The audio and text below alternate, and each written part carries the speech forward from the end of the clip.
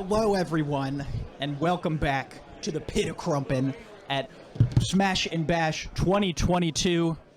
I'm your host, Stephen Mason, Lord Commander of the Streaming Chamber.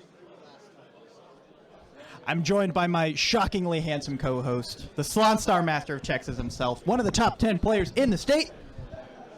Ladies and gentlemen, Mr. Eli Ramos. What's Eli, up? What's up, everybody? How you doing? Doing pretty good. Are We you got ready? 5 games this weekend. We do. You ready to smash and bash? I'm ready to smash and or bash. Maybe in that order, maybe in reverse. Maybe. I do also want to give a special shout out to our pit grot, Brian Faber, who is risking his life down in the pit with the animals. Down into pit with to the bring animals. us the play-by-play. Not that he had a choice. We threw him in there.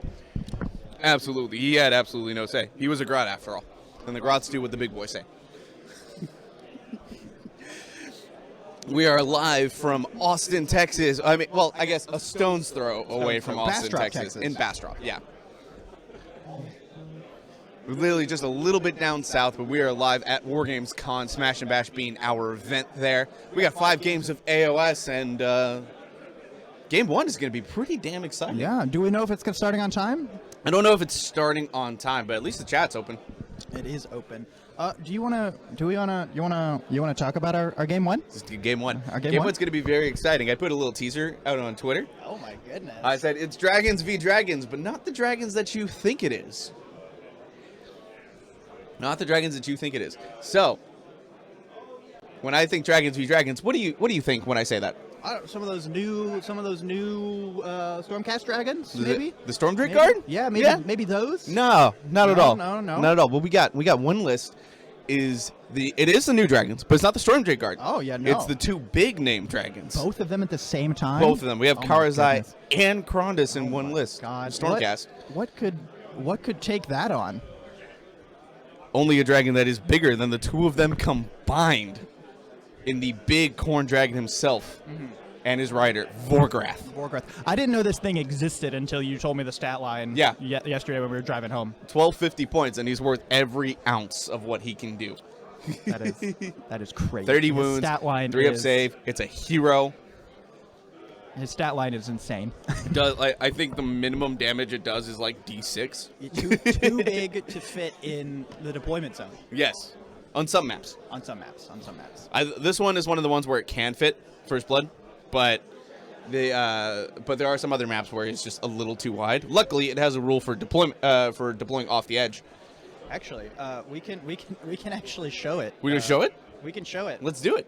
On the top down, if you'll notice that giant model in the bottom right, Eli. Yeah. That is not a terrain piece. No, not at all. That's a model. I like to call it the big FU dragon because that's basically what it does. It just goes around, it says FU, and then it dies, and then everything around it dies. It does, yes. Yeah. Including its own units. Because, it could sacrifice a model to either make it past Battle Shock, or it can heal itself by taking a model away in the hero phase. Those Blood Reavers, they exist purely to feed Vorgrath. This list is just Vorgrath, which, you gotta be if you're running a model that's worth 1,250 points. And as you can see on the screen, the player himself, Evan, is messing a little bit with the board, trying to make sure he sees where all the terrain markers are, because in our tournament, we preset the terrain this time around. Yeah, it's all preset. We also have some special terrain rules that aren't normally in the game. Yep. Normally, some of them are in the game, and we just kind of adapted them. Mostly like the defensible rules. True, yeah. The defensible, the impassable, obscuring is the really new one. We don't really have that. We don't really have obscuring in Age of Sigmar, but I have seen a couple of practice games at Wonkos that use the obscuring rule, and it really changes the game. Oh, absolutely. When you have not being able to see your opponent with the shooting army it's difficult, but it's also really interesting. And there's a lot of terrain. There's a lot of times when the terrain doesn't impact the game as much, and that's kind of the goal of the tournament, right? To have impact. So we've got a few impassable pieces, which normally we see impassable on like big faction terrain and stuff, especially garrisonable stuff. We have the obscuring. In this case, there's only one piece of obscuring terrain, blocking line of sight. There's a lot of shooting in the game, and a lot of terrain hasn't adapted. Do we know what piece? on our board is obscuring? So if you look on the camera, it's the right piece here with the ruins, right where the dragons are going near. This one right here? Yes. The one on the right where all the dragons are touching, that's obscuring terrain. And you can see on your screen if we put up the table view and we transition to the camera again. There we go. So you see on the right side, we've got the dragons being with the dragons. This one right here. Is That's gonna obscuring be terrain. No, that's the defensible. No, Or that's the that's obscuring the terrain. Obscuring terrain. Because of all the Which ruins. one of you is Cotton? My man, we are live right now. Hello, Tyler. Hi. Are they playing? No, they're setting up. No, we're talking about the setup. So right here, we've got obscuring terrain, which was just circled. So if there's 3 inches of distance that goes over the terrain, 3 inches of terrain, can't see. It's just you can't target them. Even in melee, doesn't work. Wow. Although if you're in melee, you're within 3 inches, so you can see. It's fine. That's a good point. Prevent the shooting. However, we also have a bunch of impassable, which you just can't.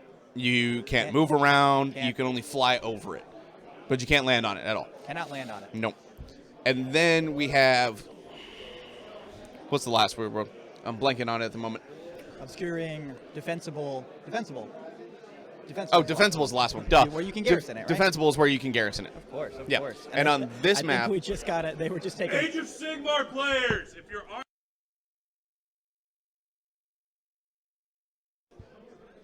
we apologize. That will happen every once in a while. The TO table is right near our streaming table, just due to That setup. was Big Boss Spencer himself projecting like only he can. Yep. But the defensible terrain in this is the 2 houses. Makes sense. The houses ish territory. They're kind of torn down, but there are some levels in there. We can garrison them. Can the dragon? Neither of the Garrison. dragons can garrison because according to the core rules, you have to be less than 10 wounds to garrison. I'm aware. So you know what can garrison? What? Storm Drake Guard. That's quite silly. Because what else can they not do in this game? What else can they do in this game? They can do everything. They can do all the things. Can Eli. you believe that they used to be cheaper? No, I can't. Yes. Before they were released, they got a point nerf. That's crazy. Before they were released. And look, there's a customary list showing right there. A lot of pre-game procedure going on that you get to watch exclusively on stream. Hey, would you look at that? We do have some people that woke up before 9 a.m. on a Saturday to come and watch. Surprising, I know. That's very surprising. Including us. I did not expect to be here. I mean, I did, but you never know. So I expect this early stream to be a little bit light on people. Because, again, it is 9 o'clock in the morning. on a Saturday. On a Saturday. On a Saturday. It's 9 o'clock on a Saturday. And for some reason, we're all awake. But we've got a great matchup on standby. Dragon. Walk the dragon. Welcome to the WOG! Martin.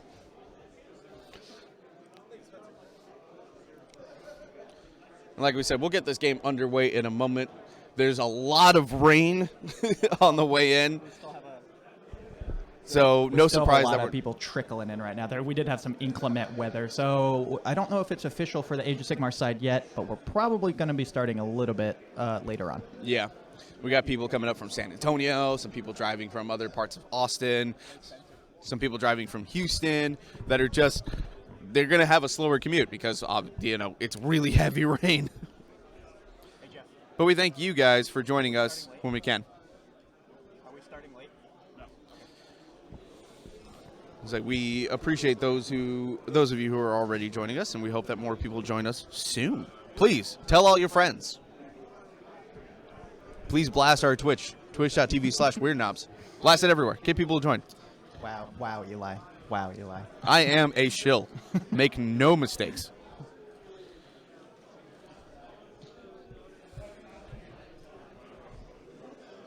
What's up? We're back on the caster cam. Because there wasn't anything happening on the table, and I think people want to see at least your beautiful face. It's true. It is a handsome mug, after all. Mostly because I've got good hair. We just got the confirmation we will be starting on time, so we probably will be starting this first game pretty soon here. All right, so these games will be starting momentarily, considering it is 9:01 a.m. We might mute for just a second, so if you don't hear us talk for a few minutes, for a minute or so, that's because a big boss Spencer is probably about to speak, and we don't want him on the mic.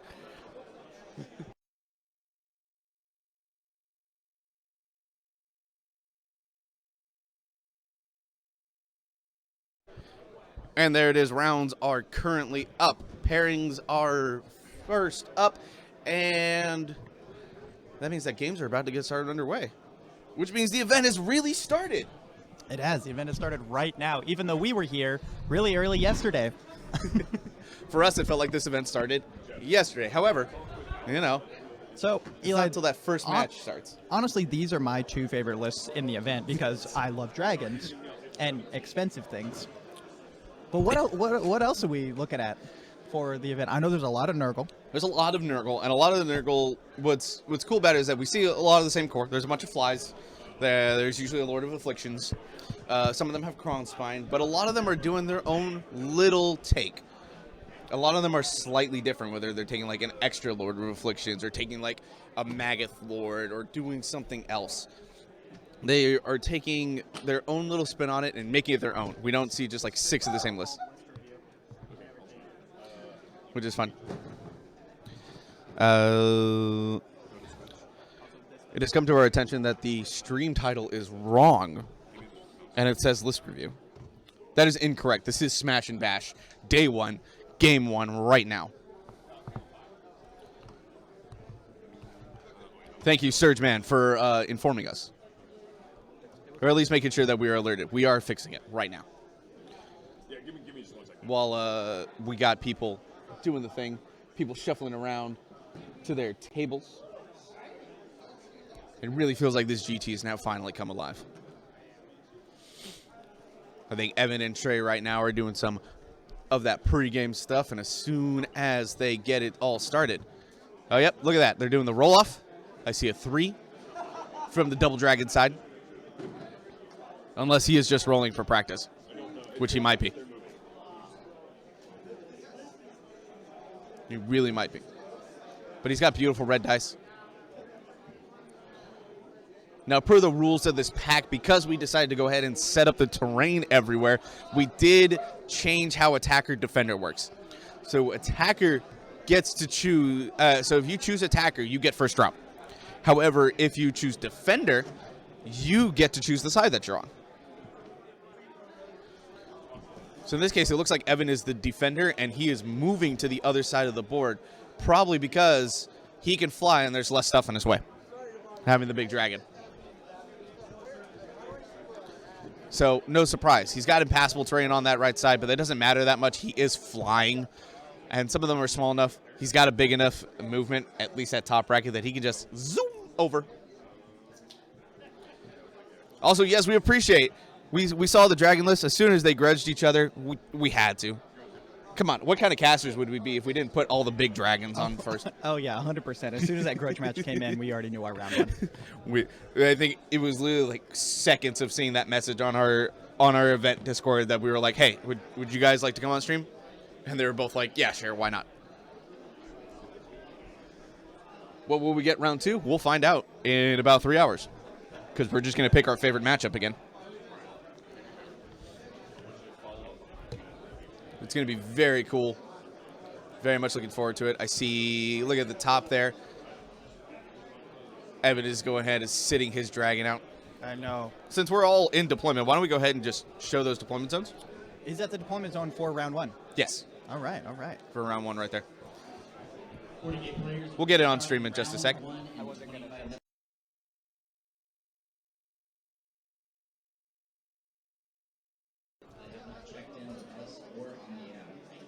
Because they are deploying. They are deploying. And actually, while they're deploying, Eli, we can actually take a look at the lists. So give me 1 second here, and we can actually go on and take a look at what exactly they're running. So we'll switch back.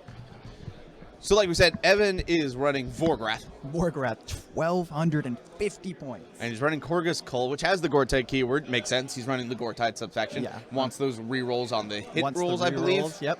It's either the hit or the wound rolls. One of them. It's one of, he can get both. One of them comes from Gortide. He can get both. One of them comes from something else. I don't know, man. It's a huge dragon. It's a huge dragon. It does what it wants. It has a lot of rules. It has some mortal shots. it has D6 damage on one profile. It has 3 damage on a bunch of the other profiles. It is the linchpin of the list. If somehow Tre takes down that dragon, it's not looking good for him.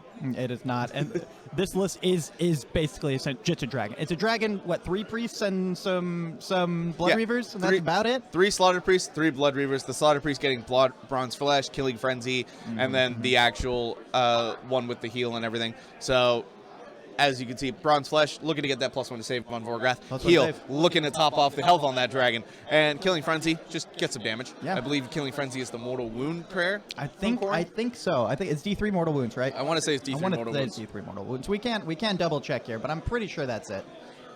And then he's got the Blood Reavers, 3 units of Blood Reavers at 80 points, which is really mostly just to fill out the battle line requirements. Yeah, he took the cheapest possible battle line he could. Yeah, it's one of the cheapest in the game. Just to get the three battle line, because we all know it's the big dragon. The other reason is that it's gonna hang out near Vorgrath, so that in the hero phase he can just eat one for like D3 health pack. Yeah.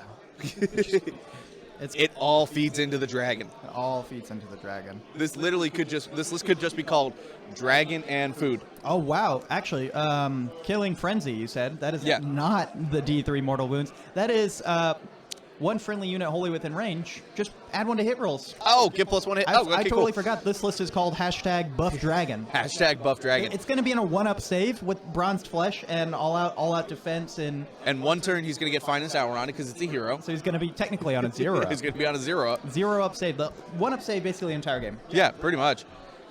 It's like the whole thing is just make the dragon defensive, then also give it +1 to hit while re-rolling hit rolls and wound rolls of 1. That's crazy. I mean, when one of your models is worth over 1,200 points, it's a pretty good buff target. Yeah, I mean, like 2s re-rolling 1s to hit, probably 3s re-rolling 1s to wound. Like, that's a lot of damage that's going through. That is true. The big thing that holds that dragon back is that in 3rd edition we did change how objective control works. Yes. In the past, you wanted that big base on like multiple objectives, so you could claim. Just get 1 now. You can claim both. It still only counts as 5 models, right? He is a monster. It only counts as 5. Wow. No ogre rule, no giant rule, no nothing. But you know what can take down a target? Vorgrath. As a Caradron player, I feel his pain. You can't count for 20 models if you're dead. So, big dragon, 1,200 points. We got big dragons for 1,200 points. 2 dragons, 600 points each. For also 1,200 points. We're gonna answer the age-old question of at 1,200 points, what's better, 1 dragon or 2 dragons? Exactly. So, for all of you at home, if you've ever played Double Dragon on arcade, this is literally the theme song of the list. Dragon, double dragon. Double dragon. Double dragon. Yeah, Tre is running Krondis, Casty Dragon. Yep. And Karazai, Smashy Dragon. Yep. And then he's got Maurice, his Knight Relictor. Yeah, of course. Because why would you not get a Knight? He also, as a little side garnish, he has a Bastion. He has a Bastion. Which does not. It doesn't hit lightly. It smacks. It's also very helpful for hitting against Vorgrath because Vorgrath has 30 health. For those of you that don't know how Bastion works, he has an ability in the hero phase where he takes your wound characteristic. Thunderborn, I believe.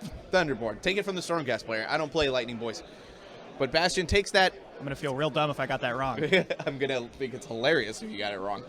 Please find out. But anyway, his ability is in the hero phase. Picks a model, or picks a unit anywhere on the board. Anywhere on the board. Doesn't matter. That wound characteristic, he rolls that many dice, and every 6 is a mortal wound. Doesn't need to see you. Nope. Doesn't need to be in range. Nope. And that's on top of his if you're command on ability the board, board wide. He's going to shock you. He's going to shock you. And it is called Thunderborn. I'm a genius. You are a genius. Good job. Ooh, I was worried there for a minute. But it's really cool. So he has, funny enough, he has a lot of tech to hit the dragon back. He can hit the dragon pretty hard, but yeah. Getting mortal wounds are going to be very important. Yeah, to hitting the dragon because Vorgrath doesn't have a ward. So that's the big thing. As many mortal wounds as he can get on Vorgrath will help him get out. Is there a prayer that can give you? That can give you a 5-up or 6-up. 6-up mortal ward? Yes, it's called Bless. Bless, and priests get that automatically. Priests can get that. They don't have it automatically. Oh, automatically they have. No. Oh, sorry. Yes, Bless they do. Bless? They do from the all priests know Bless and Smite. So he's got three priests. So Vorgrath could be at a 1-up save, 6-up ward basically the entire game. So the thing is, Evan, with his 3 priests, wants to make sure that all of his chosen spells kind of go on, or chosen prayers kind of go on the dragon.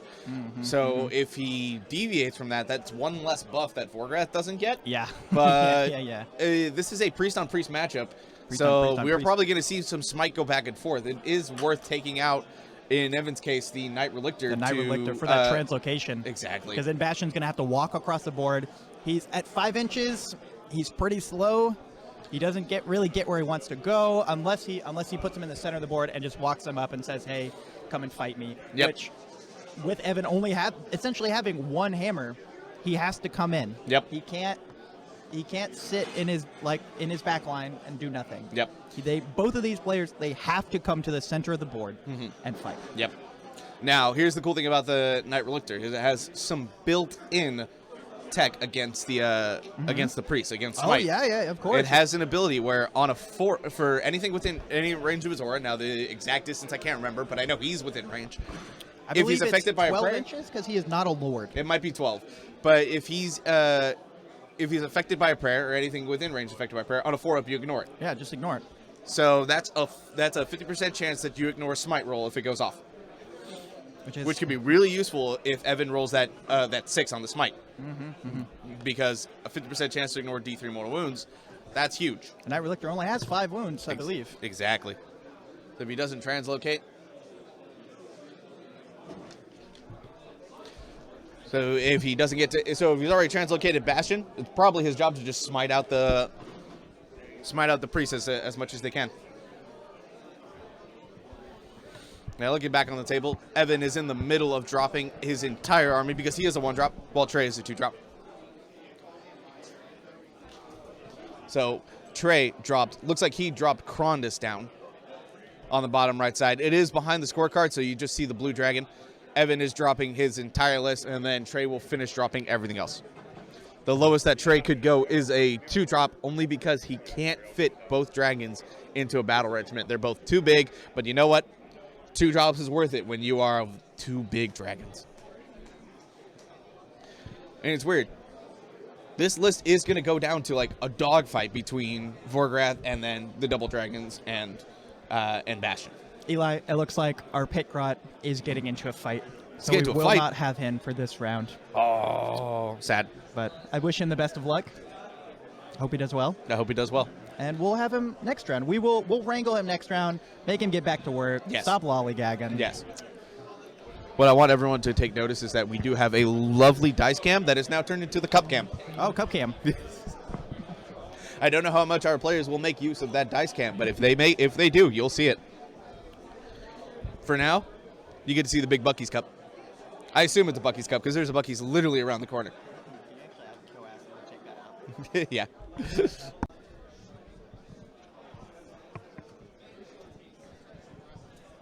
We want to be interactive with you guys as well, chat. So let us know where you're from, what you're running. Ask us questions. Make sure you only heckle Eli, not me.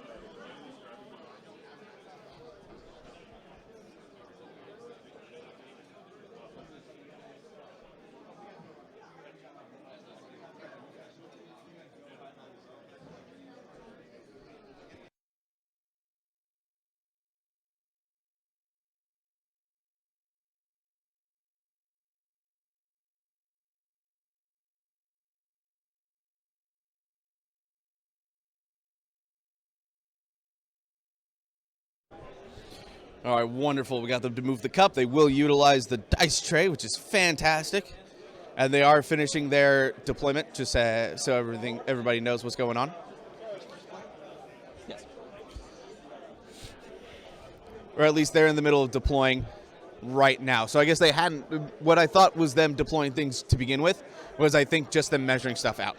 Tre is the attacker. He is going to get to make 1 drop, and then Evan will drop his entire army because he's the defender. That's why he chose the top side, like I said earlier. And then on the bottom, Tre will finish his army.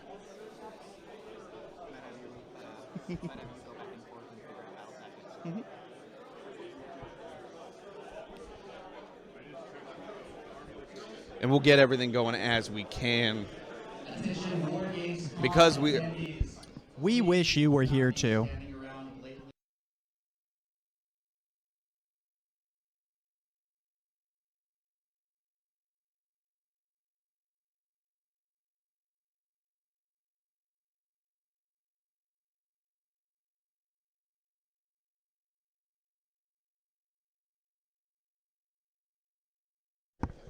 All right. I may occasionally be hopping back and forth to try to find our battle tactics as the game goes on, but without our pit crop, there might be a little less information than you're used to. But at the very least, you will hear our sultry voices for pretty much the entire I don't stream. think we're actually making any changes like Slambo did, are we? To the missions? To the battle plans. No, this is all going to be standard battle plans. We wouldn't want to take away the one thing that Slambo has. We already have Chacos. You know, it's kind of their thing. Yeah. We want them to keep it, make them feel special. Slambo loves customizing. That's the stuff. That's kind of what they like to do. We're not going to take their thunder. However, they did give us a cool award to go between whoever wins between Austin and San Antonio. We have the Gilded Taco Award, and I wish I had that so I could show it on stream for you guys. But whoever's the better city at the end of the weekend gets the Gilded Taco. Eli, you know who attacker and defender is, right? Yes, like I said. So you must have missed it when I was here. I told everybody else. But Tre is the attacker. All right. And Evan is the defender, which is why they switched sides. And Evan is at the top now. Makes sense. Vorgrath needs as much room as possible. Makes perfect sense to me. There goes down the Blood Shrine. Yes. Putting that down before actual deployment happens. Since Evan is a one-drop, what's basically going to happen is that Tre will put down his first drop. Evan will put down his army. His army, air quotes. Air quotes. And then Tre will put whatever's left of his army down.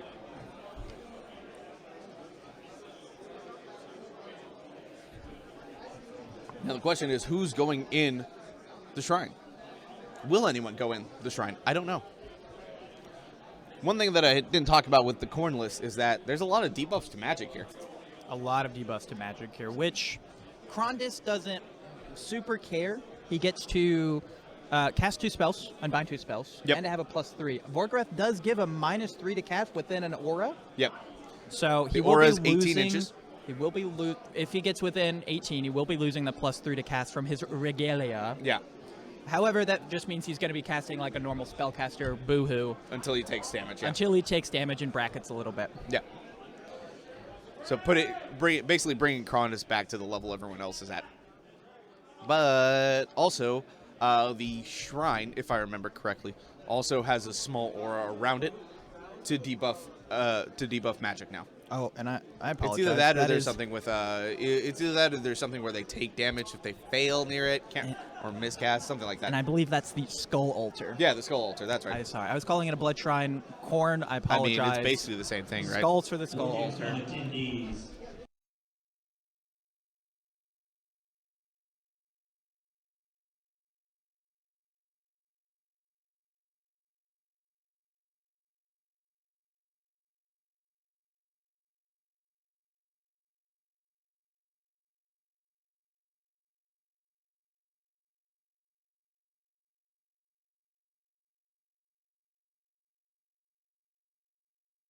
Apologies if we periodically just stop talking. The PA system is extremely loud, Yeah, and we we don't would wanna- prefer y'all don't hear that on We don't want to screen. blast y'all's ears out. But yeah, we apologize. That is the Skull Altar. That's the Skull Altar. We are not devotees of chaos. No. Well, I am. Well, Impartial, but not Khorne. a little bit. So yeah, that is the Skull Altar. It does have an aura. It does things. Yeah, pretty much. It does things. It can do more things if there's a priest inside of it, but I don't know if Evan's going to want to put a priest inside because he does need them hanging around Vorgrath. But we'll see. It does make the if Krondis miscasts, it does make it a little bit worse for him. And by a little bit worse, I mean double worse. Double worse. Double worse. I don't know if that's a word, but I'm making it one. Yeah, true. And the thing is, as well, one of the updates that Khorne got in the White Dwarf hurts Tre in this matchup because Tre, part of the ways that he's going to get damage onto Vorgrath is by doing Azurite Halo and other stuff to him. Unfortunately, that's magic, and Khorne has an ability now where if they're targeted by a spell, on a 6, that unit ignores the spell, and they get a Blood Scythe. Wow. So it's very possible, and Vorgrath is a Blade of Cord unit, so if he's targeted with Azurite Halo, for example, on a 6, ignored. Wow. On top of giving the -3 debuff once he's in range for it. That's crazy. Yeah. So it's definitely gonna be an interesting matchup. It is going to end in a slugfest, either bottom of 1 or top of 2.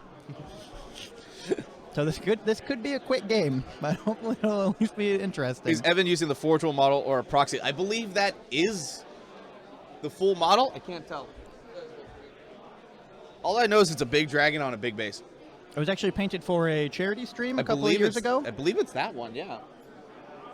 A few years back, there was one that was painted as a reward for Warzone. Warzone 2019. It was basically live painted for a week. I think this is that same dragon. Not 100%.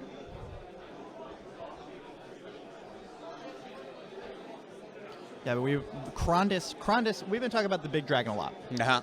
Krondys and Karazai are also nothing to sneeze at. That's also true. They're really expensive, but they do a lot for the points that you pay for them. Yeah, Krondys Karazai's can got cast Ren 2 2, spells. Krondys has 2 spells. He has Ren 2. Yep. He has a lot of attacks. Yep. He has the Atravistic Tempest, I believe it's called, which has like a whole bunch of effects. He can debuff. He can buff himself. It's basically a spell that is a spell lore in a spell. It's a spell lore. It's the reason Krondys doesn't know all the Stormcast lore. 100%. Because he knows all the He knows dragon lore. He knows dragon lore. Yeah, dragon lore. Mm-hmm. And that's going to be one of the big spells that he gets off. He's believe he can subtract 1 from save rolls is the big thing that he's going to want to get from it. Well, he can subtract 1 to hit. Okay. He can worsen Ren by 1, which might be important. That might be important, yeah. He can. The big thing here against Vorgrath, is he can take one attack away from every profile on Vorgrath's sheet. That does hurt him offensively a lot. Offensively. The question is that going to be more important than taking away save? The last thing he can do is subtract 1 save. I think on certain turns it will make sense because if Vorgrath's already at, a 0 up, Yep. taking away 1 save or that turn, we'll get some more hits through. Yeah. But he's still going to be on a 2 up. So taking You're away right. 1 save You're right. to If make it's him the go turn from that a he 2 up to a 2 up, Yeah. doesn't make much sense. You're 100% right. If it's the turn that he's got like Finest Hour and all that kind of stuff up, and he's got all the buffs, yeah, taking away attacks and just neutering the offensive profile. Because like I said, a lot of those profiles are 3 damage each. A lot of them are 3 damage each. A lot less damage. Most of them are 3 damage each, which is horrifying. It is, like I said, it's called the big FU dragon for a reason. At least I call it that. Man, I'm not going to lie, guys. I wish the Dread Saurian was anywhere near what this guy was. Then again, he's only like 40% of the points. Do Thunder Lizards really need anything else? Give me my Dread. Let me have my big dinosaur. How many wounds does a Dread Saurian? 35? And Thunder Lizard 37. That is true. In Thunder Lizards, it is 37. But yeah, all of Vorgrath's attacks are 3 damage. The only one on his profile that's not 3 damage is his ranged attack, obviously, it's C6. And Yep. then the axe of the guy sitting on top, Shallock, Yeah. is only 2 damage. Only 2 damage but on there that are max. 12 attacks. 12 attacks. There's so many attacks that -1 to attack might not matter, but you never know. It could be the difference. Yeah.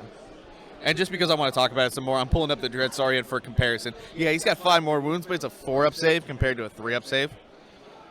It has 3 attacks on his gargantuan jaws that max out at 6 damage apiece. This Come on, guy. for This real. guy, everybody. Look. The ranking claws is 6 attacks. The tail is 1 attack. You know, This guy. that is 10 total attacks. He can't comparison. get over the Seraphon, everybody. He just can't. It is 545 He points. dreams about I it. want I want a little bit more attacks. I want a reason to save up all of my Celestial Conjuration to build a Turbo Celestial Conjuration build, so I can summon this guy for like how many points is it? For 50 Celestial Conjuration points. 50. Let me have my big lizard boys. That's what I want. But anyway, we're not here to hear me rant about Dread Saurian. We're here to hear us rant about dragons. Yeah, let's talk about Karazai while we're waiting for the round to start. Karazai, No he's spells. scarred. No spells. No spell casting like Krondys. No. But What he is the damage guy. hits like a truck. He hits like a Big truck. dragon-shaped truck. He has 1 attack that Krondys doesn't have in the Annihilating Jaws. Well, Krondys has a similar attack, but he only gets 4 of them. He only gets 4 of them. He has Apex Maw. It's also not as Rendy. It is not as rendered. That's the big thing. That is a big thing. Karazai also, when he eats stuff, when he kills stuff, he buffs himself. That's true.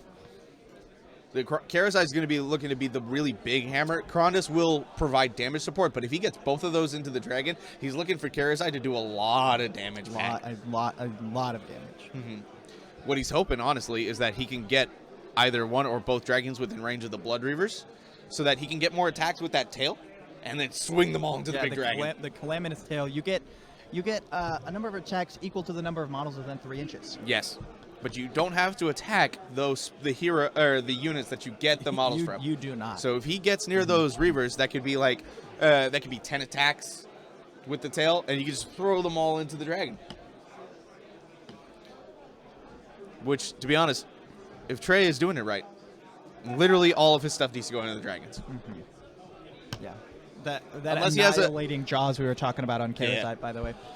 When he suffered no wounds, it wounds on a 1-up. It wounds on a 1-up, which means literally unless he rolls a 1. Unless he rolls a 1, which is auto fail. Is that 1 is an auto fail. That damage is going through. It is -3 win, but like we said, Korgoroth is going to be on a 2-up, 1-up, essentially the entire game. Yes. Basically for the most part of the game. The only time that I feel like Tre should be deviating from the plan of hitting the dragon is if he somehow has an opportunity to snipe out a priest. Because every priest he gets hurts the output on the dragon. Also hurts the tankiness of the dragon, depending on the right one that he gets. So look to see that. He's either going to hit the dragons or he's going to somehow hit the priest. I think if Evan's playing smart, the priest will be behind the dragon so that Tre can't reach him. That is a good point. The size of the base It is a lot. is insane. It's It's huge. so big, GW doesn't sell one. Yeah. You cannot buy a base. You cannot of buy the Warcraft. base. You have to make your own. They will tell you the base size. Maybe. Sometimes the information just not super available. That is true. Dreadsorian Dreadsorian is only bad because he's in Seraphon. Yes, it specifically to make me sad.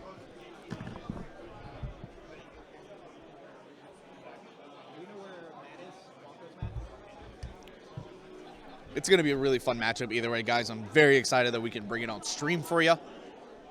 We hope that you enjoy the game as well. And like I said, we don't have our Potgrot because he has been whisked away. And there's the handshake. So it looks like deployment is done. But it looks like the handshake is done. I will commentate as much as I can, and as soon as I have information on battle tactics and such, I will get it to you. Otherwise, right now, Steven is trying to find us a new Potgrot because Brian has been whisked away to be the ringer.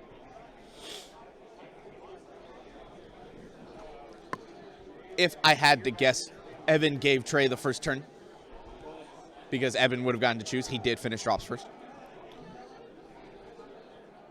It's not on base desires. Oh, the base size isn't? Sad.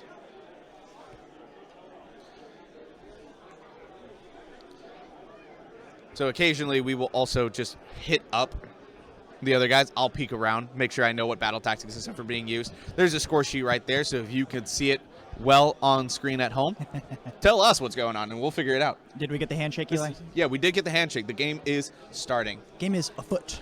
Claw. The claw is afoot. Like I said, I believe Evan gave away the turn 1 because, honestly, in 3rd edition, that's kind of what you want to do a lot of times. If you're a low drop, you probably want to give the turn away. Especially since I'm not sure if those dragons, if the two still large smaller dragons can make it all the way across the board in one turn. They definitely can. They can move 14. They can move 14. But since the size of the base on Vorgeist is throwing me off because normally you deploy in the back and even they can move 14, they can't get you. But the size of that base. Yeah. And he does have translocate, so he might be able to get one of them in. He might, but that's probably not the tactic you want to go for. Probably not the tactic. He could be thinking, I can translocate, I can get into that unit of Blood Reavers and get a bunch of attacks. Right. But honestly, I don't think we're going to see that happen. He's probably going to move up, take some objectives. Oh God, we're being told that it is possible that Tre took Bring It Down, and he is trying to go for that dragon turn 1. So, good luck, Tre. Eli, that's tremendous. Do you want to verify that for us? I was going to say, I'm gonna go find out. That would be That would be a man's move. Players, please.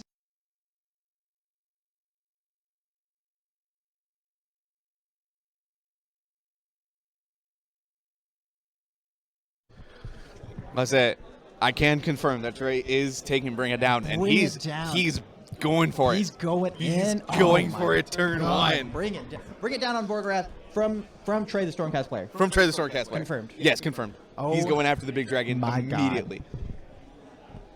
Tre being kind enough to flash us the card on screen. That's right. That is a big balls move. Uh-huh. He said, I've got 2 dragons. I'm going to show you the nuts, and let's go. And 40K player.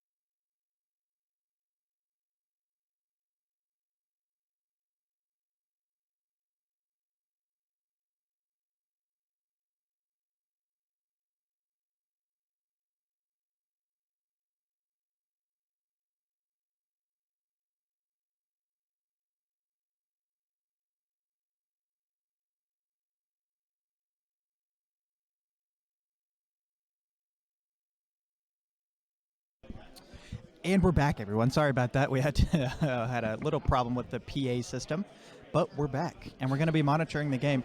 Evan and Tre are discussing some rules right now, so we might For real. see some stuff for a little bit, because I think Evan is like, oh, shit, bring it down. He's coming from my boy. Yep, they're totally bringing it down. And yeah, I appreciate a guy who can project with the 40K side. It was less about like the interrupting for the stream, and more so if I was one of the people playing, like that's really loud in my ear. I don't want to be messing with people's games. That's the thing. But like I said, I can appreciate a guy who can project, and the 40K head, he can project. Even without the PA system, he was very loud, very clear. But looks like we're back to the game.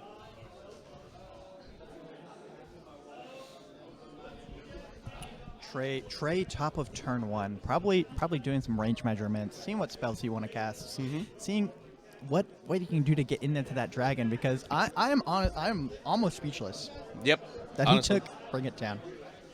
He's not going to have Bastion. Tre said, we're on stream. You know what? Let's give the people what they want. They want to see Dragon on Dragon. We're going to give them Dragon on Dragon.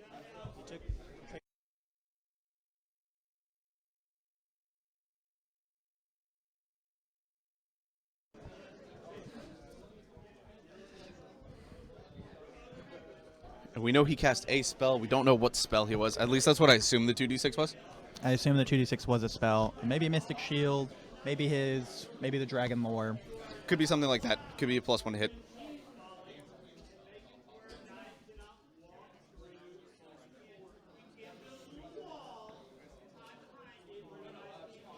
So what is the holy command, Steven?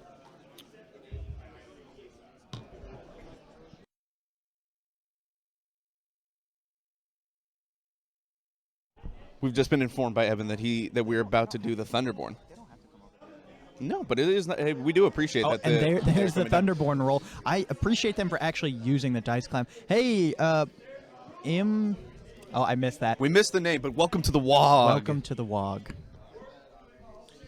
The question is, how many sixes do you see on the board there? Not a lot. I see one, I see one for sure. maybe two. Maybe two, which is not what you want to see on 35 dice. Is that On 30 actually dice, yeah. is that 30 dice right there? Or is that 15? I think that's 30. I don't think he's going to roll again. But the extra spell on Krondus is Azerite Halo. So I don't think he would have cast that turn 1. No. I think he's going to want to juice up his own attack power. That's if very he's likely taking what he Bring did. It Down, he probably took the +1 to hit. Yep. Absolutely, that's what I would take, the +1 to hit. I not apologize. +1 to He hit. does not have a +1 to hit. Never mind. See, the Atavistic Tempest is just debuffs, and I... Ted's being a tryhard. Look at what he wanted to do. Everyone point and laugh at him.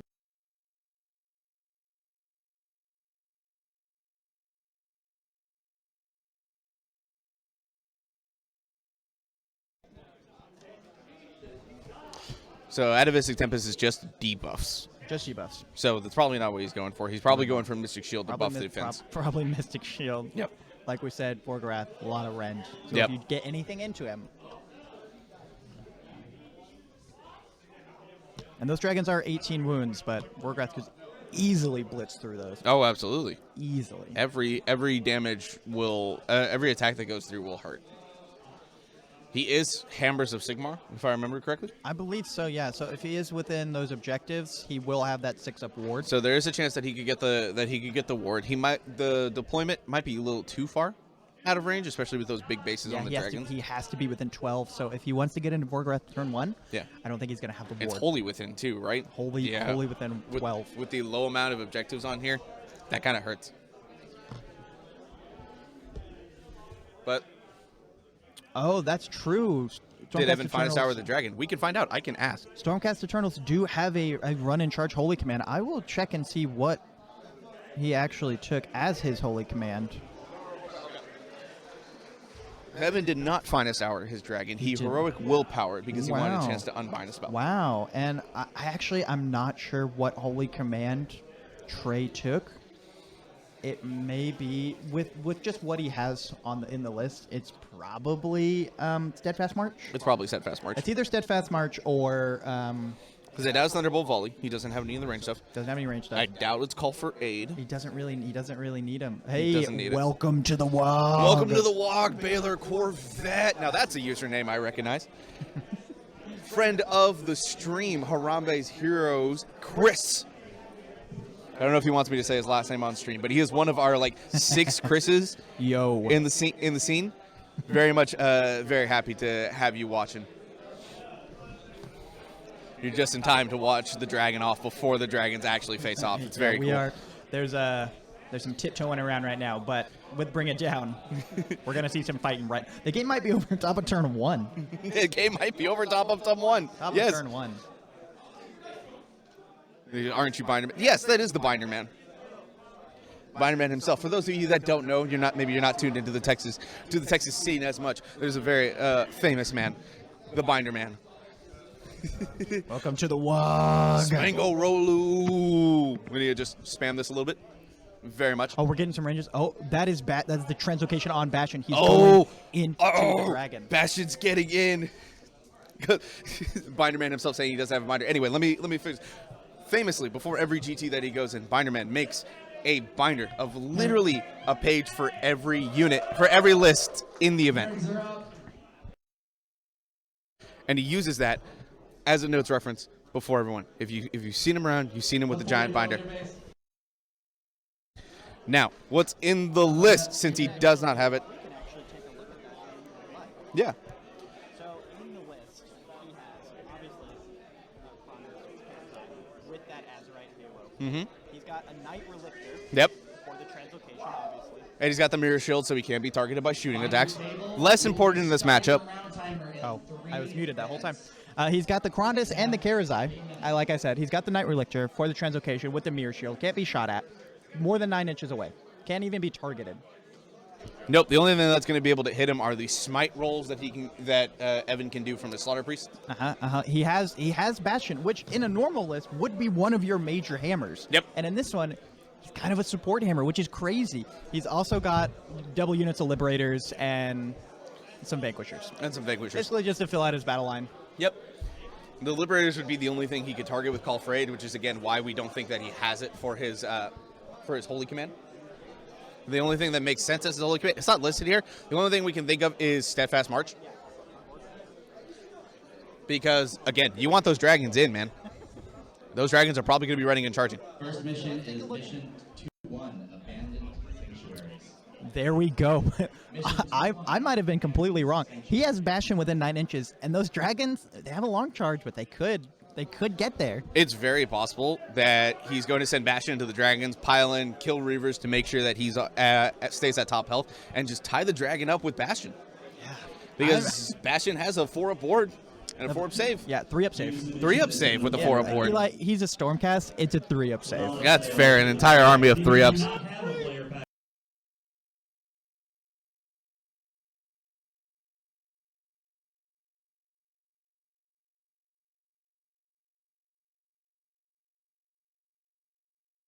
Now, then it's because the PA system has come on, and once again we don't want to blast out. So apologies if we do that.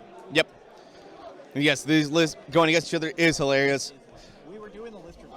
Eli, you were part of the list review. I was part of the list review. These are my 2 favorite lists They're in the entire. They're some of the coolest lists in the whole event. There's a lot of really cool lists in the event. Yeah, well, just everyone else. But these two are my favorite. They may not be the best, but these two are my favorite. And It's got your boy in it. It's got Bastion. 2 players grudge each other. We knew this had to be our game. Immediately, we have our little stream group chat was just like, well, they grudge each other. Now we got to ask if they want to be on stream. And they were both like, yeah, sure, why not? Let's give the people what they want. Trey was a little nervous, but at the same time, You're muted. Steven was muted. and I know Trey is a little nervous, but at the same time, he's going for it. He's going for it. He can get it. Like, what a man's man. What a man! What a player to just be like, you know what? I'm nervous, but let's go on stream. Let's just go for it. Come on. And once again, if you're just joining us, this is Smash and Bash 2022. Depita Crumpin. We're going to be playing 5 games, and we want to hear from y'all. Let us know where you're from, what you're running, what you're looking forward to. Yeah. If you got an event coming soon, what are you thinking about bringing? What are you worried about facing? We love to chat with the chat, which is why we have it up.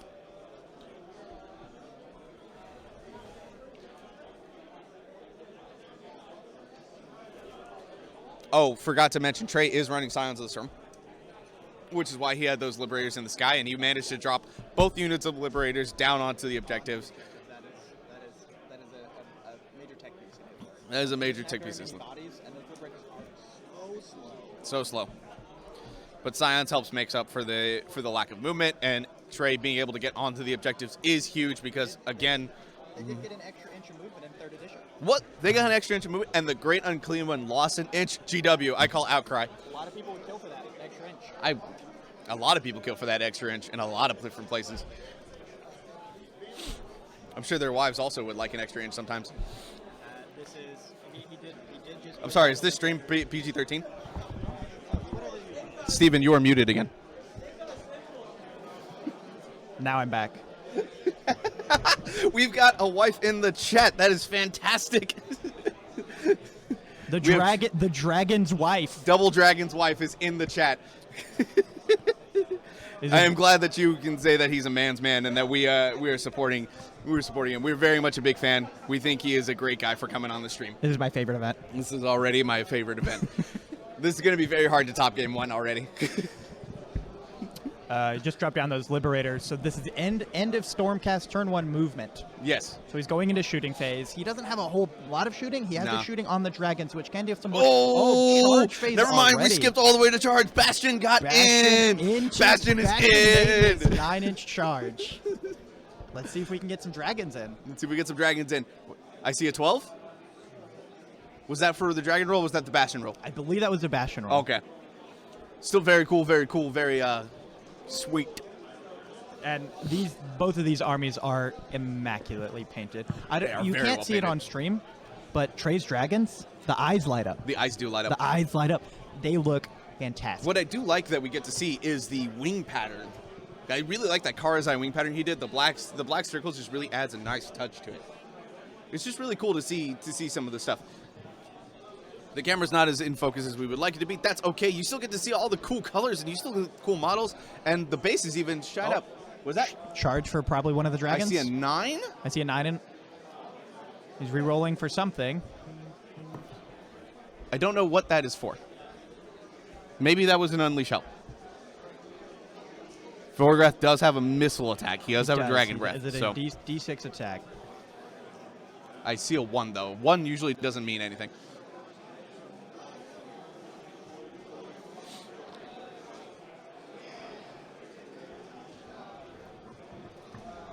Sorry, folks. We're just waiting waiting here to see. We're both waiting with bated breath on the charges for those dragons. We want to see both of them get in. I want them in. We want to see some dragon fights. I want to see some dragon fights.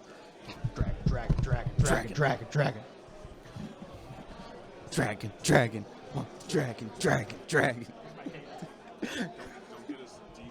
I will not get us demonetized, Big Boss Spence. Dragon. Oh, it was a Bastion stomp. Oh, that's thank you. what it was. Thank you, friend of the show, Matt Thank P. you, Pit Grot Matt, for letting us know. Welcome to the WOG. Commander Man, welcome to the WOG. But that was actually, those rolls were for a stomp on a Bastion, and I believe one wound went through. Which, if Bastion kills Vorgrath, he gets all his health back. So you just gotta kill the dragon. It's hard to tell where those Reavers end because of the wing, but if Bastion could pile in 3 inches and reach with that hammer, he kills one of those models, back to full. That's a good point. He very much may not want to do that, though. He is, well, I guess he didn't make it in with the charge, so he probably not getting that battle tactic this turn. I don't think Bastion can kill him. No, however, Bastion can deal a maximum of 12 wounds. 12 wounds, 12 damage. 12 damage on Vorgrath is still pretty big because he's not going to be able, because Evan's not going to have enough healing to get him back to full. He does have to land all his hits to do that. He only has 4. Yeah. His big hammer is a 4 damage attack, but you have, if you miss even 1, it's a lot of your damage potential gone. It is a lot of your damage potential gone. But as well, if this is the time that Bastion's going to be able to get through, this is the turn. Can't kill the dragon. That is quitter talk. Bastion can't kill the dragon. Bastion can do whatever he wants. He's a strong, independent Lord Commander who don't need no Stormhost. No Stormhost, except for hammers. Except for hammers. He needs 1 Stormhost. I see more dice going there. I believe that is the countdown for the wounds on Vorgrath. It could be. It very well could be. Multiple dice. He's what? He failed like 3 saves. Wow. He failed 3 saves. They're what, 4 damage each? 4 That's damage 12 damage that's already gone through. 12 damage. Oh, I apologize. I did my math wrong. Bastion can do 16 damage. So you can do 16 damage. Which is, if he gets all that through, that's half. That's over half. And like I said, as much as Evan can buff the dragon, he can't heal 16 wounds in a turn. Especially if Bastion is alive, because that means that the dragon can't heroic recovery on top of getting heal and other stuff. So he's gonna probably get the heal from one of the slaughter priests. But it looks like Vorgrath is trying to hit back. Yeah. And as we know, Vorgrath, fairly hard. Yep, there's about to be a lot of dice that rolls through. And I don't know how they're going to do it. They might just roll to see how much damage, how many attacks goes through, how much damage, and then Tre honestly, roll all the wards. Probably how I would do it. Slaughter Priest can heal a D3? If the one that has heal can, yeah. Oh, one of the Slaughter Priests has a prayer that can't heal. Yes, that's what I meant. right. He took the heal prayer from the Universal Lord. If he just used let's say he just used Bastion as a missile, fired him in, did 12 damage. Bastion may or may not die. There's a good chance he does. He has a 4-up ward, but it's a lot of damage coming through. It's 8 wounds out of 4-up ward. Yeah. Well, he has 1. So, he's at 3. So 7 wounds out of 4-up ward. Yeah, With true. with a 3-up save. Vorgoth has a lot of rend. He might be able to, all out defense. Oh, yep. See, Bastion's taking some wounds. So taking there's some a good damage. chance Bastion dies here. There is a good chance. And if that's the case, then Vorgoth can use a heroic action to heroic recovery. So he can get- His bravery is a 10, so he is likely to get that D3. So he's likely to get 2 D3 healing. Yep. So a maximum of 6 healing. Still taking 6 wounds. I don't know if using Bastion as a missile like that is worth it. It is a man's move. It is man's move. I don't know if it was worth it. We shall see. Neither see. of the dragons got in, so we will be seeing a big dragon fight probably this turn. If Bastion dies, If we'll be Bastion seeing dies. a big dragon fight this turn. Yep. Yes. So much dragon. So much dragon. So much dragon. 2,400 points Yeah. of dragon. Now, and here's the thing. We're going to really see dragon on dragon next turn. The bigger thing is that if Evan wins the double from 1 to 2, we will probably only have 1 dragon at the end of round 2. One large dragon. Yes. If Tre ends up winning the priority, could be a very different situation, depending on how many dragons are left after one round, after round 1. The other stuff on the board is chaff. Neither of those units hit very hard. Nothing matters. The dragons are what matters. I don't know if the double dragons failed to get in or if he didn't try. I can't. I I think they're believe- outside of range of charge. Yeah. From it looks like maybe only Cronus is in. I know he rolled he rolled a charge. I don't know what it was for, but he failed it. Yeah. So it looks like he did not get the double dragons into Vorgoth this turn. Yep. So I believe he tried, but he did not quite make it in because, Yep. as you can probably see on the top down, that is a very long charge. El Deuterino. Welcome to the WOG. Welcome to the WOG. That's what we like it. That's Spencer's boy Paul. As we've just been told. So, should Tre have gone for the bring it down battle tactic? Probably not. He has aggressive expansion on lock and stuff, but you know what? But Whatever. Bring it down was a bold move, but I respect it. We can respect it. I respect it. That battle tactic was not about getting VPs. That battle tactic was about sending a message. Sending a message. Sending a message. Like, I'm coming for you.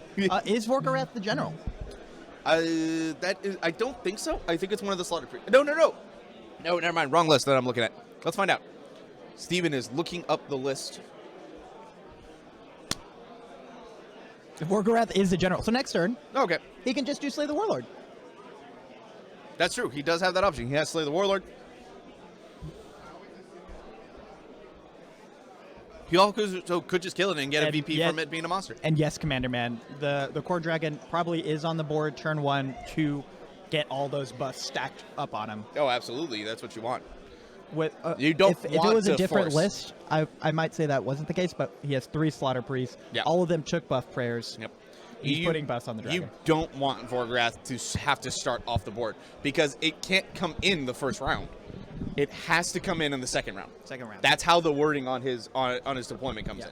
And This is not he can come in the movement phase anytime before the third round and then is slain if he doesn't come in. Second His rule specifically states that if he deploys off the board, he comes in the second battle round, and that is so much of his list that starts off the So board. much of it. It's so Over much of his half. output. over half. Yeah. If he started off the board, he could have taken first turn, moved the Blood Reserve up, snagged some points. All the Blood Reavers probably die. Probably die. More than half of them die. More than half of Then them he die. brings in the dragon. He could have done that.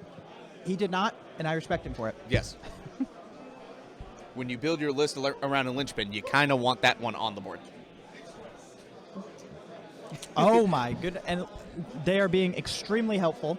It looks Yes. like we have a Slay the Warlord from Evan, so both of them. Which makes sense. Bastion is the warlord for Tre's list. Yep. But you know what? You know what's even more impressive? This is the bottom of one, and Bastion's not dead. He's not dead. He's so not he dead. took a full round of It looks like he has 5 wounds on him. So he took a full round of combat. let's go ahead and update the points because I presume it's just hold 1, hold 2, hold more. So Evan You want to check on that? has 3 points. So Trey has 3 points. no, Trey has 3 points. Yes. So that's going to So be player 2. Oh, that is the wrong points, Eli. No, that's right. Evan does not have 3 points. Trey has 3 Oh points. shoot! I hit the wrong one again. Thank you, Steven, for keeping me in No check. worries. And he did not. He did as the big dragon's still on the board. Did not get his battle tactic. Did get 3 points though for hold 1, hold 2, hold more. Yep, and he is on all of the objectives, and right now Vorgrath not going to be moving because he's tied into Bastion. So honestly, even though he failed the battle tactic, it's not a bad move. Right now, he's got 1,250 points tied for a turn. Tied for a turn. He has to sit there and kill Bastion. He has to sit there and kill Bastion. That is giving away Slay the Warlord, but at the same time, he has to sit there and kill Bastion. That is easier, and that's easier said than done. Presumably Trey chose to find a sour. Bastion put all of his attacks into Vorgrath. Yeah. So if Bastion lives again through Vorgrath, he could. We don't know where the Blood Reavers end because of the big giant wing. Yes. If Bastion lives in the combat phase, he could swing into those Blood Reavers and heal. Yep. But he has to live through another entire round of combat with Vorgrath first. Yeah, so that's the big thing is that we did not see. It's very possible that Bastion was too far away and could not get into the Blood Reavers to kill. We'll see if that changes later.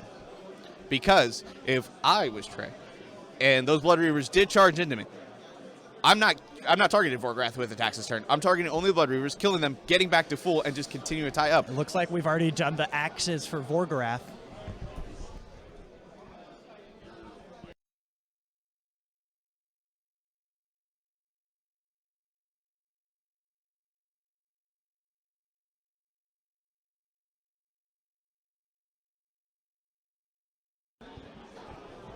The Khorne Dragon does have a shooting attack. I believe it's 3s and 3s. Oh, no. The Khorne Dragon. Oh, the Khorne Dragon is 4s and 2s, -3 round. D6 damage on the shooting attack. He has 3 of them. That's not his main damage by any stretch of the imagination. But any damage that he gets through there, huge.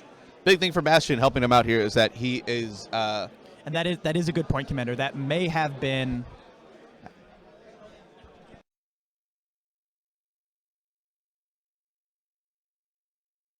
We just got the 2-hour round warning from War Boss Spencer.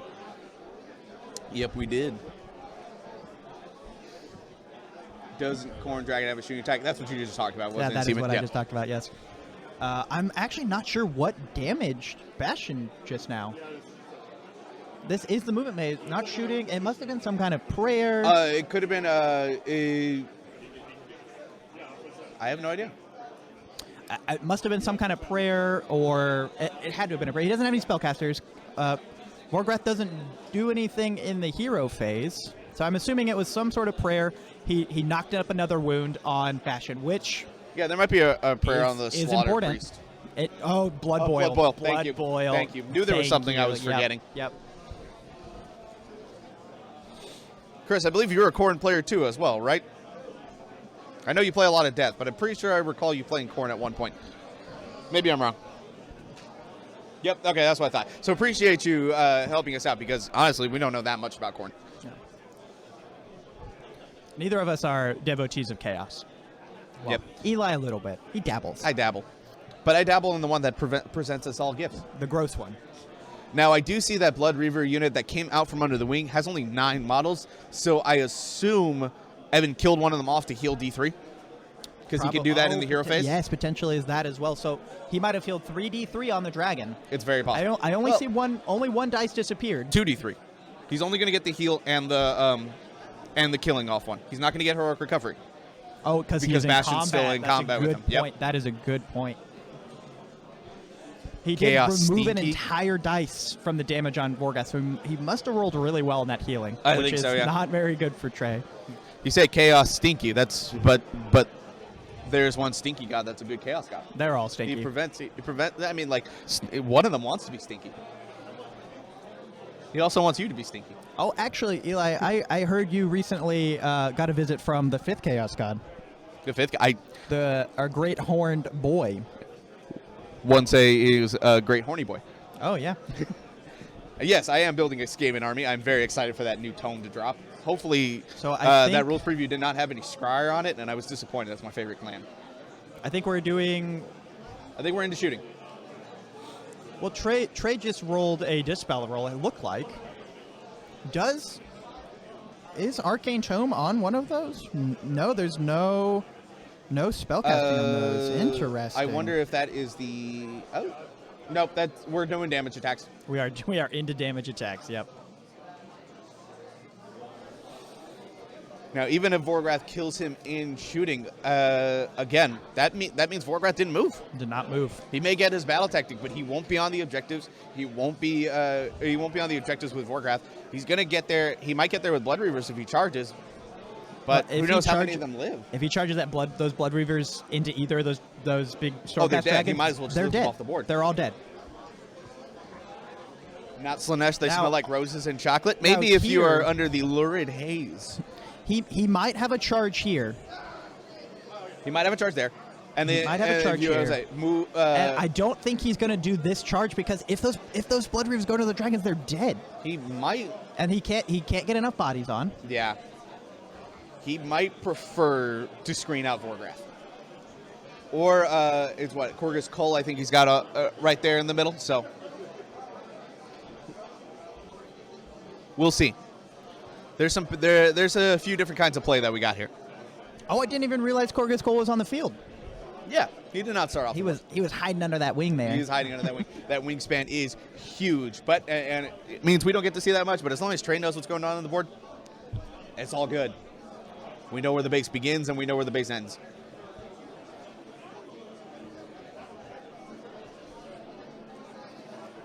And it looks like Bastion was in fact removed with the Dragon Breath. Bastion was removed from the Vorgath attack, which it does mortal wounds. That's kind of the bane of every Stormcast player's existence. Yeah, Even pretty with much. the 4-up, Yeah. it's pushing through that damage.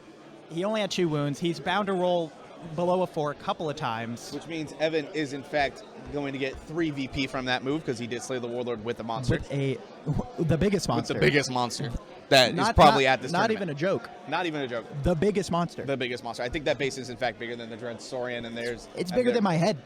You know what? Yeah, I got a big head. you got a big head. But yeah, we Bastion was leaving the board. How many this people are turn. playing at the GT? We have about 45 or so. We are filling 23 tables. 23 tables with a ringer. With the ringer. So yeah, 45. Haha, I can math.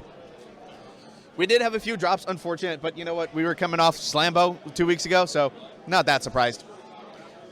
This is mostly a practice run for us. It does exist outside the Texas Masters system for this year only. Yeah, this is the first annual Smash and Bash. Yes. We will be having one next year. We will be having one next year. Our next one will be in May. And will May. be the final GT of the Texas Masters So season. a lot of people coming out trying to get those invites. Yeah, so we're this expecting that one to have a lot of people. we should have a lot more people next We're time. yeah. learning a lot of lessons for this one, so stay tuned for next year. It is the same base as Dread Saurian. Thank you, Commander, man. That is correct. Yes, the same. Because I believe you are my friend from Houston. You're my friend Andrew, my mentor in Eli, Blizzard. everyone's your friend. Everyone is my friend. From I've met a lot Houston. of people through this game. That's the best part about this game. The people that you meet, the community formed, especially in Texas.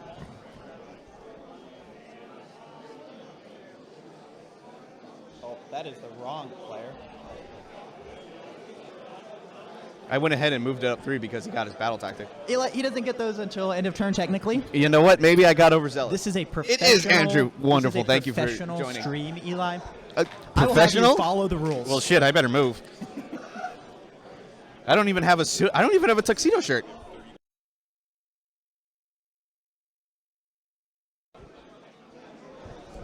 We've just been informed we've actually gone down to 39 so we're players with only drop. filling 20 tables. So we're only filling 20 tables. That is a little low. We're not used to it, but like I It's said, a little low. it's 2 weeks after we do Slambo. have most of the major players here are either here or staffing. That's true. Yeah. And we have a lot of really good lists. Yeah. Well, a lot of really good lists and a lot of Nurgle lists. So it's not as competitive as the other Texas Master Majors were.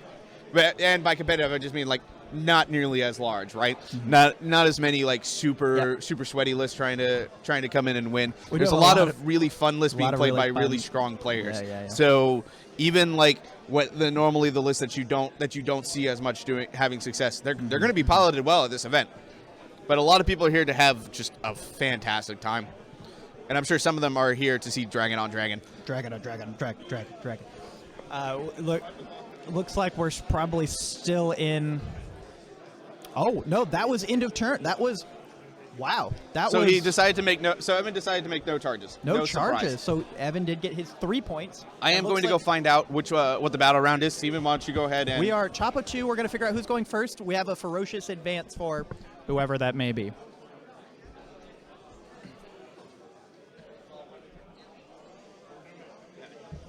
Evan, top of turn 2. So Khorne is getting the double turn. He did get that double turn, but Bastion did serve as a speed bump while also putting damage onto Vorgrath. So it is a huge speed bump. Even if Tre didn't get the full 5 for the battle round, that's fine.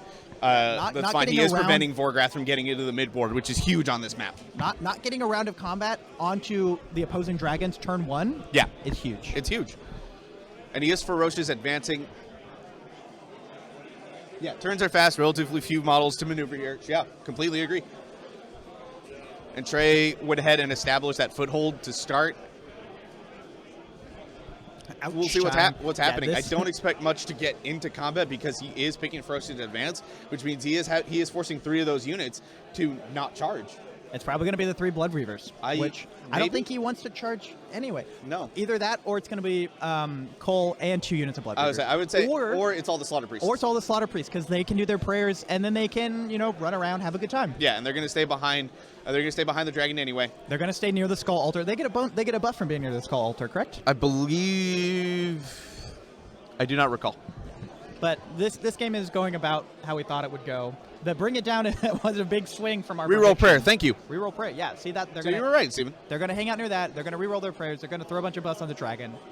They're going to run. They're going to frolic. Have a good time. They're going to frolic. This is going to be the frolicking Slaughter Priest. Hold hands and run. Hold hand and run. But like I was saying, this game is going about what we expected. The battle tactics are a little different, but we knew there was going to be a lot of only one so far. Tiptoeing around each other. Yeah. One enormous fight. Probably turn 1 or turn 2. Yeah. And then the game's probably over. We'll see. Depending on the movement of Vorgrath right now, it will determine whether Evan is deciding to engage the dragons or not. He's moving. And if he doesn't, if Vorgrath doesn't engage this round, we know the double dragons are engaging him next turn. So he's moving Vorgrath's moving at least 11 inches. I don't think he's gone to his first bracket, so he's probably moving 14. I would say he takes 15 to go down. And I only see 3 dice there, so it could be possible he's right below those dice. I mean, obviously they're D6, they go max of 6. Terrain not making a huge difference in this fight, but not as much so. That's fine. You do have to maneuver around the big terrain. The impassable terrain means you do have to kind of walk around it, unless you're the dragon, in which case you fly over it. The obscuring terrain less relevant here for the shooting because of the deployment and the way they're going right at each other. The garrisonable not being as relevant here, just because again we want to move towards the middle and. There's nothing that really wants to be garrisoned. Yep. All the units that could garrison want to be on the field, trying to snipe objectives, staying away from the huge fight in the middle. Yes.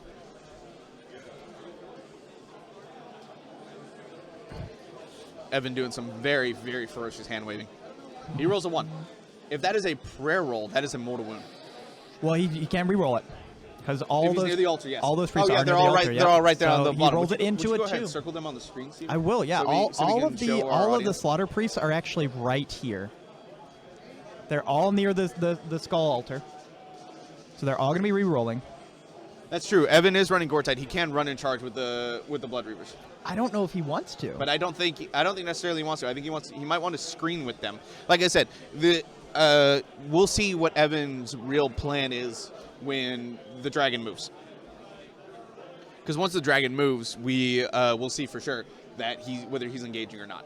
Because he doesn't want to charge the Blood Reavers. He doesn't want to get the Blood Reavers anywhere close to those dragons. No, not at all. All it does is give them more attacks. If he's doing it, it's purely to screen the dragon and make him fight on and and Evan fighting on his terms, not Tre's. Correct. Yeah, and if he charges the Blood Reavers into those Liberators, they're just going to stand there and slap each other. Neither of them hit very hard. No. The Liberators Blood are tankier. Reavers are a 6-up save. The Blood Reavers are, yes. The Liberators are a 3-up save. Yeah. So they're just going to sit there and slap each other, and he could take a point off. Don't the Liberators have Rend, though? Liberators have 1 rend. So there is something that will die. The Reavers will die. The Reavers will die. He could take these Reavers on the left here. And there we have it, everybody. He could move these Reavers down here and just take this objective if he can get enough in range. Yeah. But they have to live through a combat. But they do have to live through a combat. Now, and here's the thing. I'm sorry, Steven. I don't care about the Blood Reavers anymore because that dragon decided to move 3 inches away from those dragons. He is engaging. Dragon's moving in. He Within is 3. going for it. I'm sorry. I got a little excited there.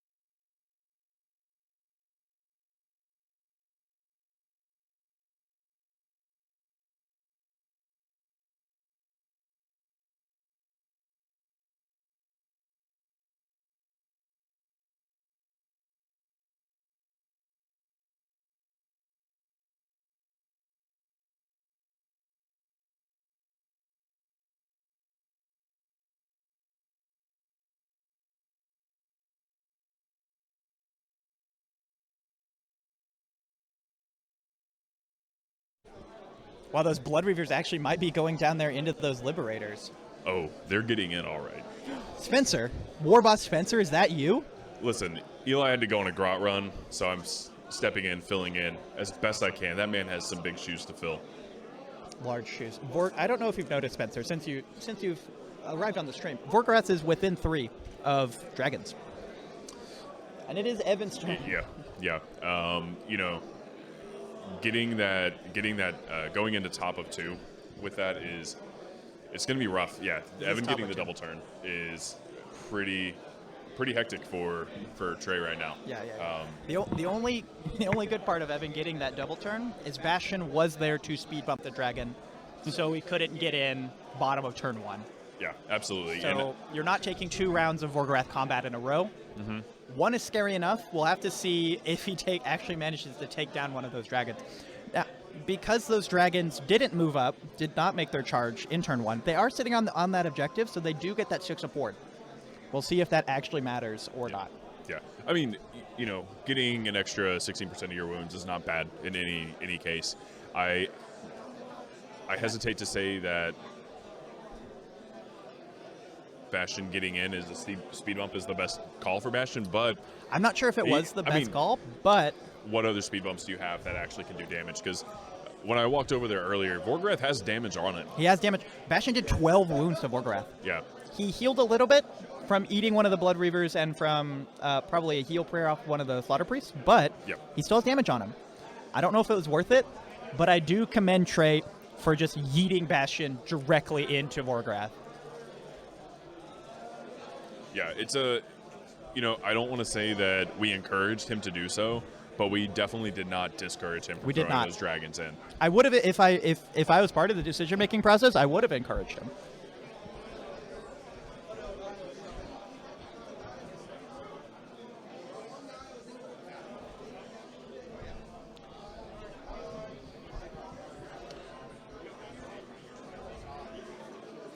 Doing some terrain here. Oh, actually charging the Blood Reavers into the dragon. Interesting. Well, I mean, they can run and charge. Just get going. They're getting moving. The thing is, if Vorgorath gets into combat with one of the big dragons, they get more sweeping tail attacks against him.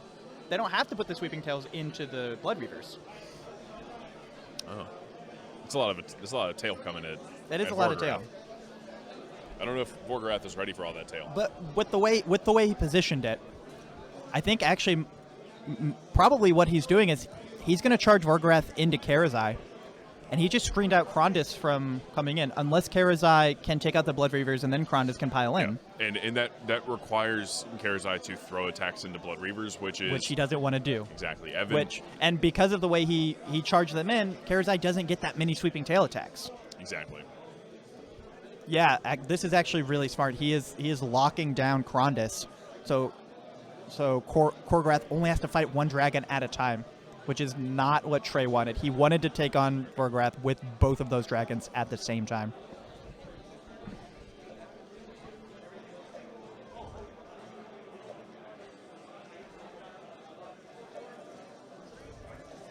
Yeah, so it looks like we have 2 charges already. We're still waiting for that all-important Vorgrath charge. He could technically fail it. It's probably not going to happen.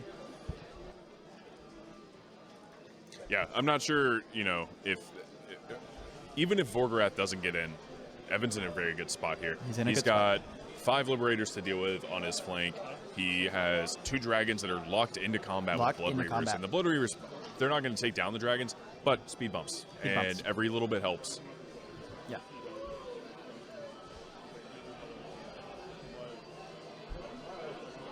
Uh-oh. It looks like, oh God. Eli's back. I gotta go.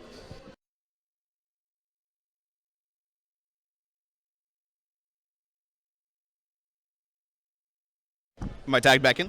Welcome back. Welcome back. So, let me bring you up to speed.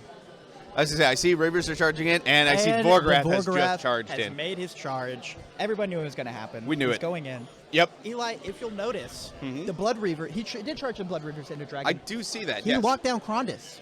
Vorgrath's only going to be fighting one dragon at a time right now. Yeah, well, that kind of makes sense. You want to... Evan wants to dictate the fights really bad. He doesn't want to fight both of them at the same time. No. And he is going after Karazai because that is the bigger damage output. And again, he already has the native debuff to spellcasting, which makes Krondys a little less threatening for him. Correct. Now, fighting into these dragons doesn't make a huge difference, but all of his attack profiles are -1 attack fighting into both of the Stormcast dragons. That's true. But I think he's getting the +1 to hit from... I think he probably has the +1 to hit from Killing Frenzy. I believe so, yes. So he's probably just on his base attacks. Karazai already taken some damage here. He is close to that objective. We talked about this earlier, Eli, when you were making your Grot run. Getting that 6-up ward. That's true. And that Not is the best ward, but it is something. Dude, a 6-up ward is better than no ward. It is a ward. I can tell you. Any ward is better than no ward. Just ask... Me. Hammer's Kragnos. a Sigmar player. Yeah, you're the head of the Sigmar player. But just ask Kragnos. Do you know how much play he got before he got the 6-up ward? Ask Celestin Prime. Absolutely 0. Oh, the Celestin Prime getting the... was terrible before. He was absolute garbage. And now, not bad. You know why? Because they were like, hey, have a 4-up ward. A 4-up ward is pretty good. I don't think they changed anything else on his war scroll besides that. And I'm pretty sure that's the only thing they added. And now, pretty good. That is pretty good. He deep strikes no matter what army he's in. Which is why we saw Tom Guan bring it in his Seraphon list. Yep. I mean, Tom can can run almost anything. Win with anything. He's Tom. I think he's proven that he will run almost anything. Yeah. I think he's similar to Gavin. He will not bring the same army to a GT like twice in a row. Okay. Does Vorgrath have impact hits? I believe he does, yes. Because we're not seeing the buckets of dice yet, so I'm assuming it was some kind of impact hit or something like that. Like I said, I just learned Vorgrath even existed yesterday, so we're going to look up his rules. Huge war scroll for him. Again, he is worth 1,250 points, so I would assume he has impact hits. Crushing bulk. Yeah, just okay. There you go. And it looks like he put a wound onto Karazai, so 13 to go. 13 to go. Wait, 13. I thought there were 18 wounds apiece. Did he have damage on him already? 17 to go. 17 to go.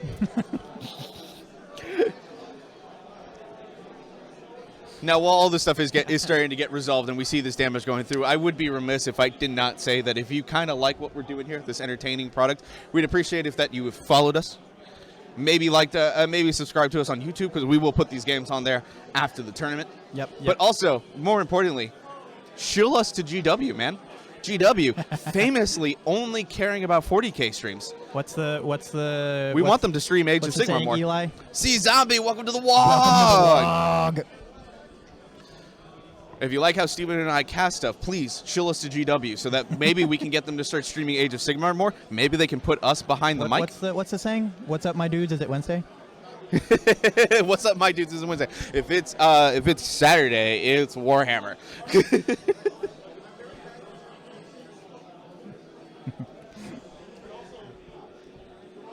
Yeah, fantastic. and feel free to interact with us in the chat, everyone. We want to hear from you. We appreciate all of you that are doing so already. We want to know. We want to know what you're running. We want to know where you're from, if you're comfortable with that. Chat with us. Heckle Eli, not me. Please do. I love hearing it. We do apologize if you hear a lot of stuff on the mics. I mean, it is loud. It is a GT. We are kind of close to each other, so. Gathering up dice. Gathering up dice. Might be seeing some Vorgorath rolls. We'll see if Karazai goes down.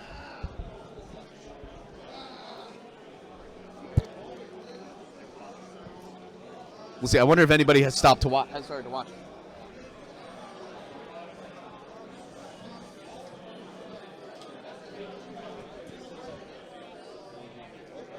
I see Paige flipping. They are going for it. They are. Actually, I don't know what's happening. All I know is that some dice are going to be rolling them through, and there is going to be some models removed. That's what Evan's hoping for. He did. I know it's not as exciting as the big fight in the middle, but he did go down there and snag that bottom objective. If those Blood Reavers live. If those Blood Reavers live, he is with the Liberators. I would bet anything he has at least 6 models on this objective. Probably. So which means if he kills 5 of them, if he kills 5 of them, he'll keep the objective. Correct. Because you only take the objective if you have more models, not the same amount.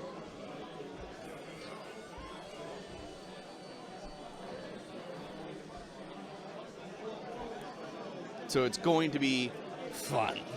It's going to be a fucking bloodbath, Tom. Probably discussing some things here. I like seeing the discussion during the events. Yeah. A lot of events you get players who don't really talk to each other, but these guys seem to be having a good time discussing what the moves are. Pretty sure these guys have played each other before. I know Trey goes down and plays at like the Atomic tournaments and stuff with his son. I think this is the father pair. Here's some more. Here's dice. Yes, exactly. Who will win? 1,200 points of dragon or 1,200 points of dragons? Steven is correcting off screen. It is 1,250 versus 1,200. Evan is rolling all them attacks. This looks like the axe, I'm guessing. Jeff piping in on the chat as the Weird Knob. So if you would like to heckle Big Boss Community Bloodthirster Jeff. Our Weird Knobs being really biased here. I don't know how I feel about that. And they're biased against orcs. I don't know how I feel about that either. Yeah, so it looks like he just rolled the I'm not going to lie. I'm not paying attention to what profile is what. I'm just waiting to see how much dice goes next to I'll do dragons. That for you, Eli. He just did the Skull Cleaver. He's probably going to move on to the actual dragon attacks now, which are all Rend 3. Conventional process says you go down the profiles. Yeah. Oh, I do the strongest profiles first. I also count up for count down for monsters and count up for everything else. What is wrong with you?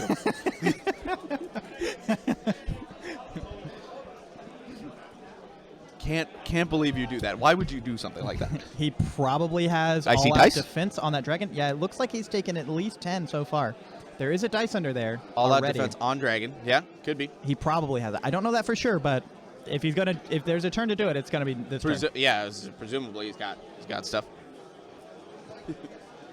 I see a 6 and a 5. So it looks like he's got 11 wounds on the dragon. 7 more to go. I don't actually count that way. That was a joke. I'm not a monster.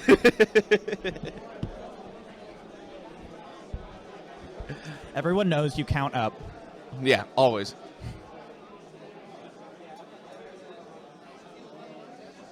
More attacks coming in from Look at that. That's all hits.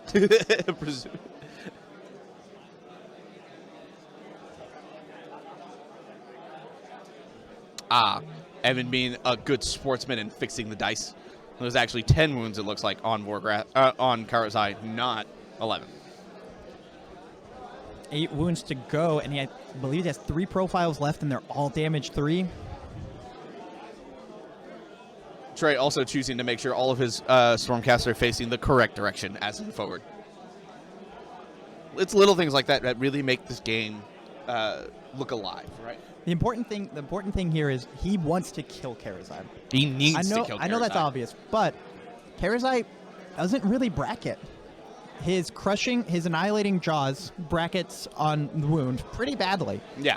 But all of his other attacks, not really. It's his movement and his annihilating jaws to wound are the things that bracket. So if he lives on one wound, he can still smack back at Vorgorath and probably deal some pretty nasty damage. Steven getting yelled at because he is a Gotrek player. I'll have you know, I don't even own Stormdrake Guard. It's against my religion. I refuse. Just Draco Lions. Just kitties. Thunder kitties. I wish they were cheaper. Wish they were better.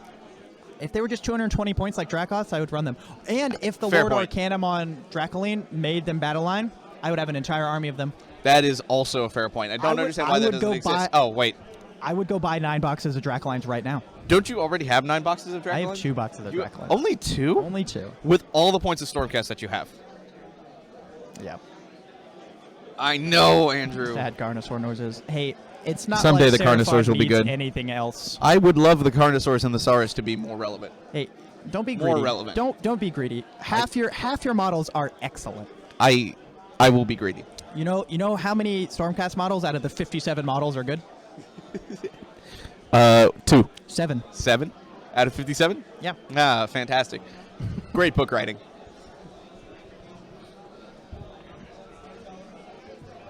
Still rolling those attacks. Karazai, Still if you'll rolling notice, attacks. Eli, Karazai, still on the board. Still on the board. I That know is very important. It's hard to notice, but he is actually. Karazai is right He's here. right here.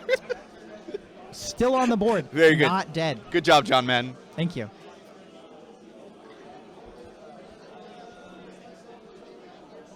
So good.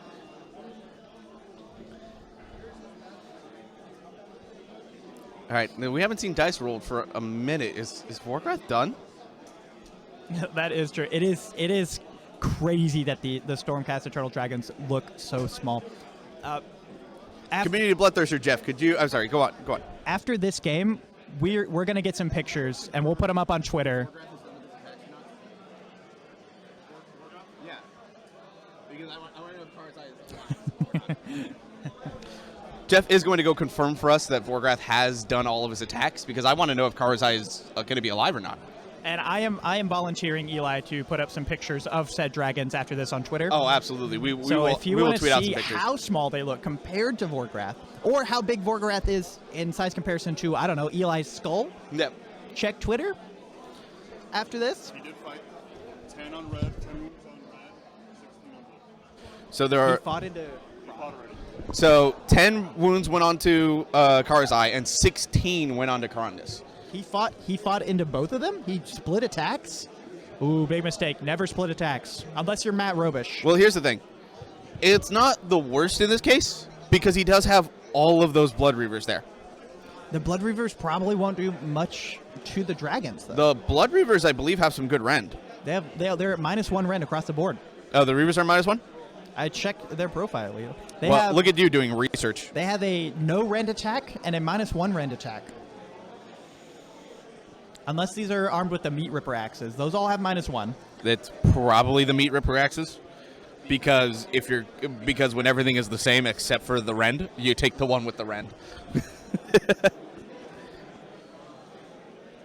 They are going to get +1 to attack characteristics, so they are probably 2 each.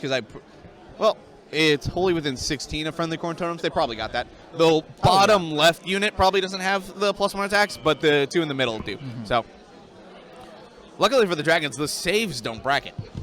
Their saves do not bracket.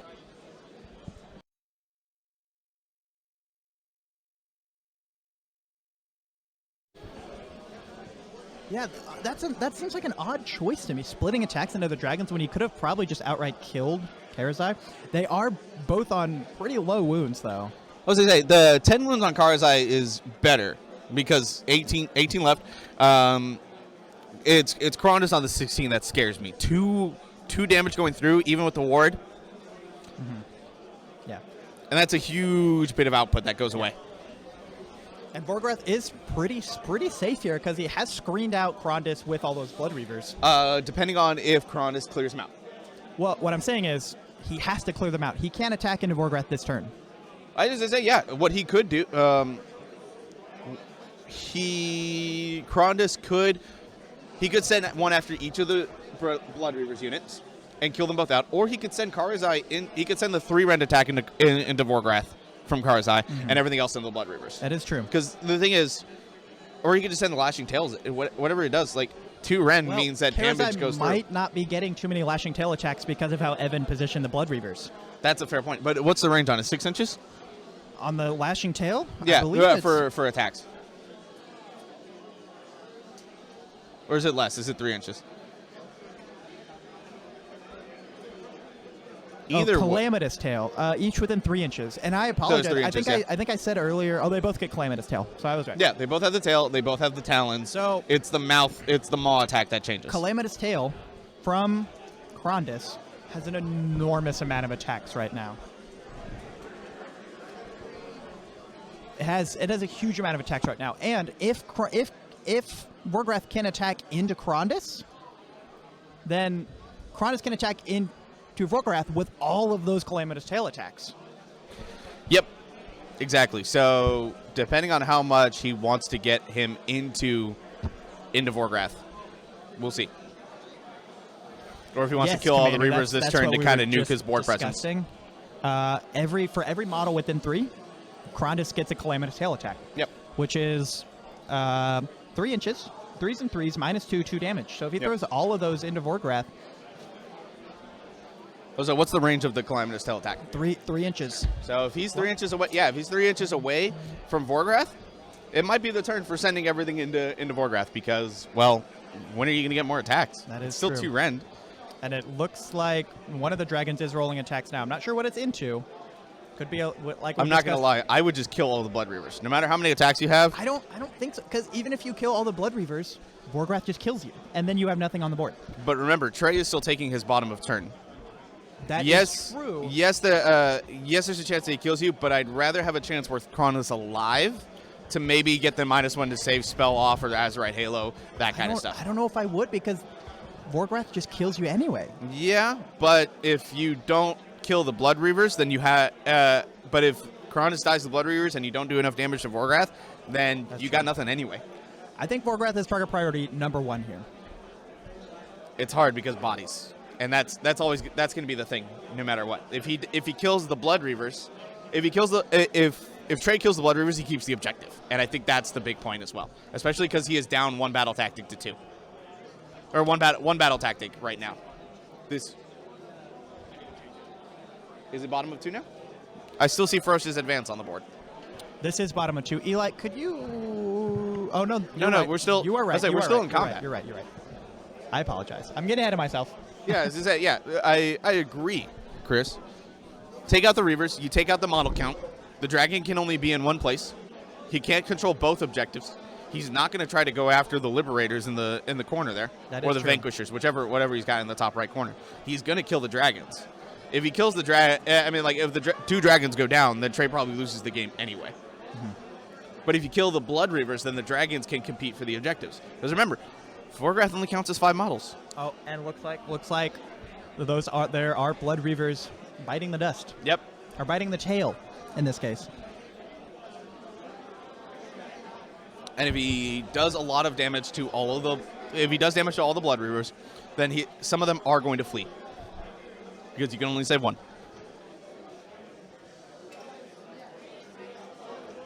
Dragon is dead next turn when it's the SEE turn. Probably. So kill all the Blood Reavers now. I'm coming around. I like this. I'm coming around. And I don't know exactly the distance to the base there. If Krondis is outside 3 inches and they manage to kill all the Blood Reavers there, then Krondis has a chance to heal with Heroic Recovery and still get some health back. Krondis is probably not outside of 3 because Vorgrath attacked into him. Oh, that's true. That's fair. So he would be in 3. That's what I was saying. Krondis this turn, Krondis probably had maybe 20 Calamitous Tail attacks. You could put all of those into Vorgrath. Yeah. I don't know who just fought. It looks like the lower level of Blood Reavers is fighting right now. I don't know which of the big dragons fought, but it was one of them. But it was one of them. And it looks like whatever Big Dragon fought only took off 6 Reavers. Well, 6 Rivers is fine because they could flee in Battle Shock. If he does enough damage to the other unit, one of those units is going away. That is true. But from a Big Dragon, only you'd expect them to wipe a unit of 10 Reavers. So that's not ideal. No. Not at all. But it's okay. Which makes me think that Karazai is the one that attacked. And Karazai might have done some damage to Vorgrath in the process as well, because that's what I would have. That's what I would have done if I did. If I was Karazai, or if I was Tre, I would have had Karazai. I mean, if I was Karazai, I'd be the dragon attacking the dragon. Like, nobody can tell me no.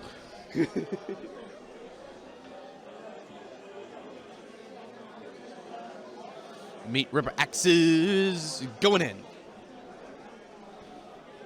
Evan rolling all of those Reaver attacks into Kronus right now, trying to push through that last 2 damage to take him out. Yep. He is trying which very hard. Which would be catastrophic. And again, Kronus is going to have a ward, so it's going to be basically like 3 up, 6 up. Oh. Looks like he saved everything. Made 3 saves. Even without all-out defense, that was 4 and up. So with the -1 rend from the Blood Reavers, 3 up save, 4 up. Yep. Kronus, looks like Kronus will live. Excuse me. I burped. Yes, everyone needed to know that on stream.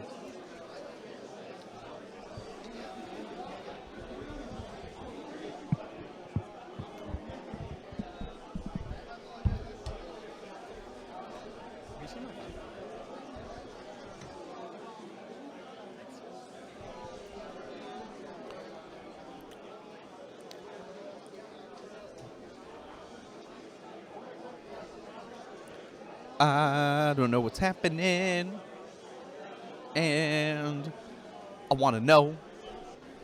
I want to know. I need to see some dice rolling. I see 2 dice. I see failed dice. Based on that book page, presumably he's attacking with Karazai, actually. So it might have been Kronus that attacked beforehand.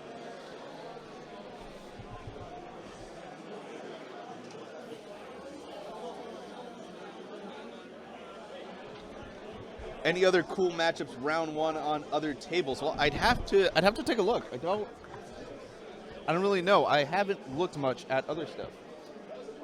I'm not gonna lie.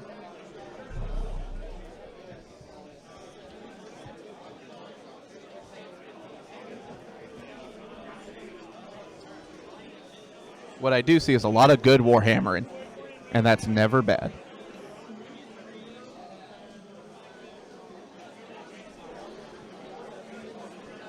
With Nirvana playing in the background. Good music. Good music choice.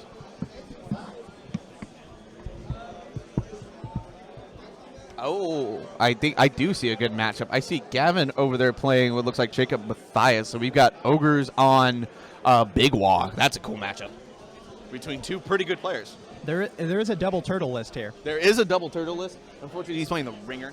Fortunately, unfortunately. Not like it's going to be a bad matchup, but man, I want to see the meme turtle list on. That's the Ringer that actually Pitgrot Brian Pit Boss is, Brian, yeah.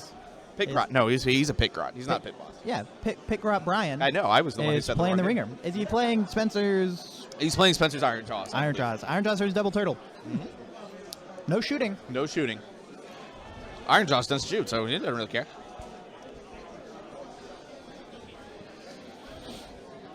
Ooh. That dice really giving us the slow roll.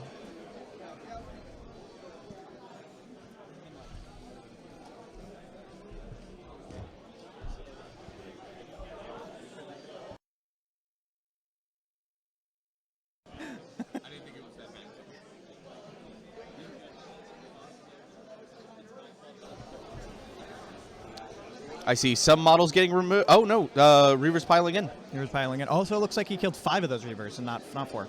Yeah. And looks like he's splitting. He's going 2 and 3 or 3 and 2, whichever one. Yeah, he's looking for magical Christmas land where he pushes just enough damage through to kill both of them. Yeah.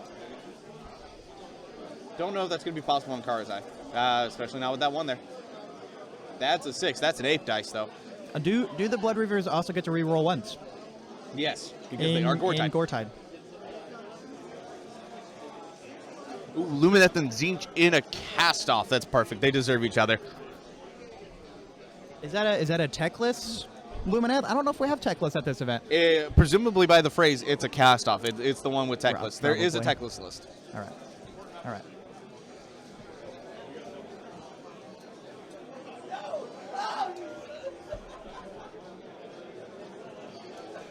Might finish 2 battle rounds, maybe. We got 3-hour rounds here, so we got an hour and 20 minutes left. We do.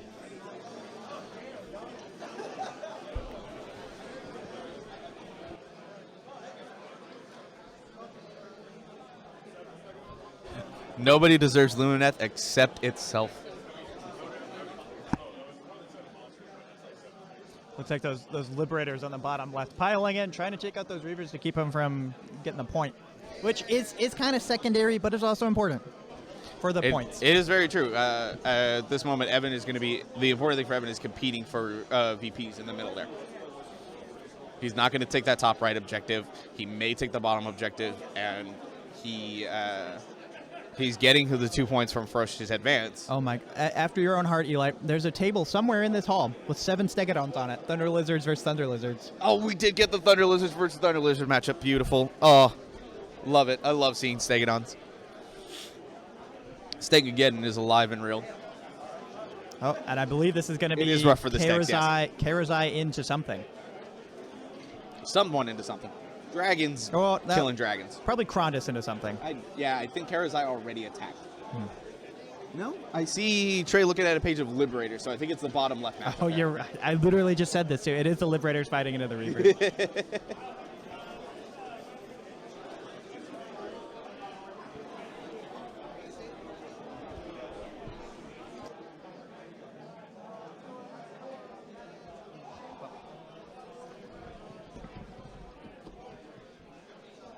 Yeah, we'll take the score off for you for just a sec so you can see a little bit more of the action. We'll put it back on as soon as we feel like something changed.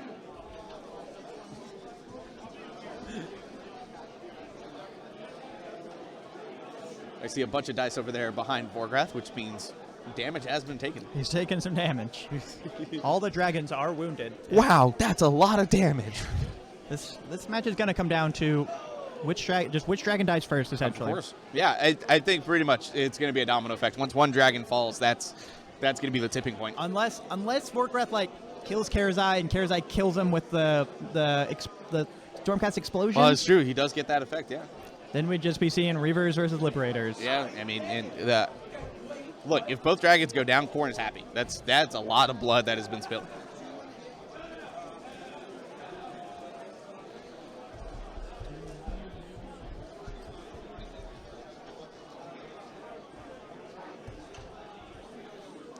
And I believe the Liberators can do damage at the end of combat too, right? No, that is when they get charged, but no, at the end of combat. No, I was going to say, I'm pretty sure there's a War Scroll ability. Yeah.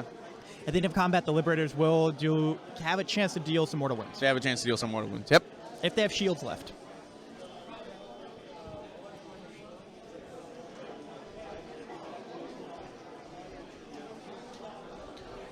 Ooh, Randy's Tempest Eye versus Tom's Thunder Lizards matchup. Wow, That two is overpowering Munchkin lists fighting each other. Round one. pretty much. Pretty much. So there are some good matchups here, which is awesome. And we'll have to see what happens round two, so we can put a good Warboss matchup Jeff on once screen. again showing so much bias. Oh, the Cork War Scroll that nearly gave me a conniption fit?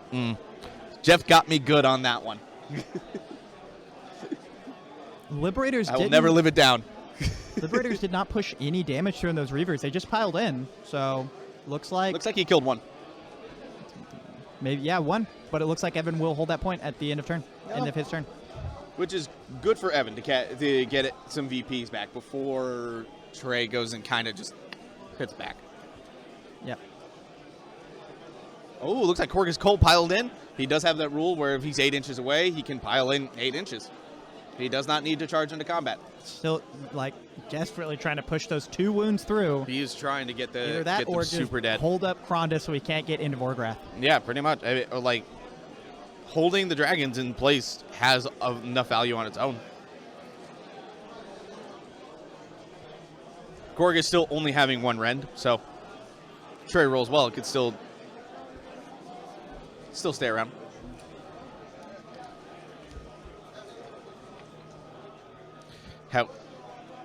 However, if he only pushes like 1 damage through, and it's the axe that dealt damage from Khorne's Skull, he's got a 5-up to just kill it.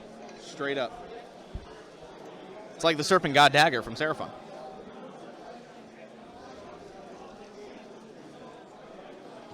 Yes, Randy's list is all about sitting behind those screens, pumping out an enormous amount of mortal wounds. It is extremely hard to counter, and that's kind of why it's good. Yeah, it turns out shitting out mortal wounds is good. Who would have thought? And if you don't have mortal wounds, volume of attacks almost works just as well. Oh, look, there's another Reaver dead on that One of the bottom. Liberators actually went down as well. Oh, yeah, looks like there's only 4 left in that unit.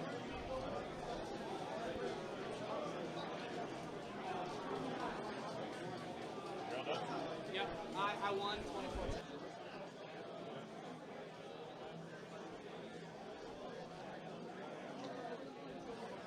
Mortal wounds are a blight. I mean, yeah, there's a lot of them in the game right now. Just straight up. Facts. As a Stormcast player, I agree. They're the bane of my existence.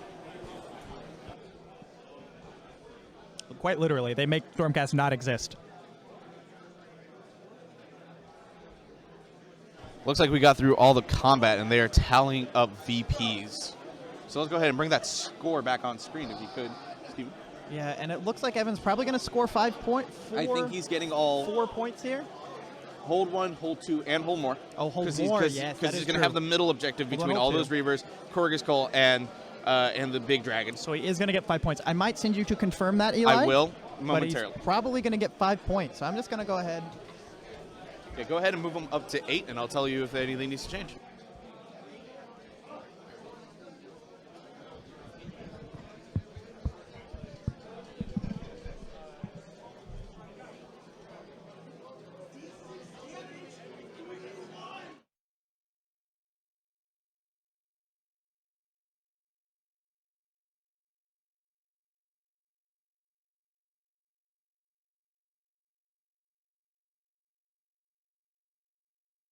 Guys, everybody. Apologies for that.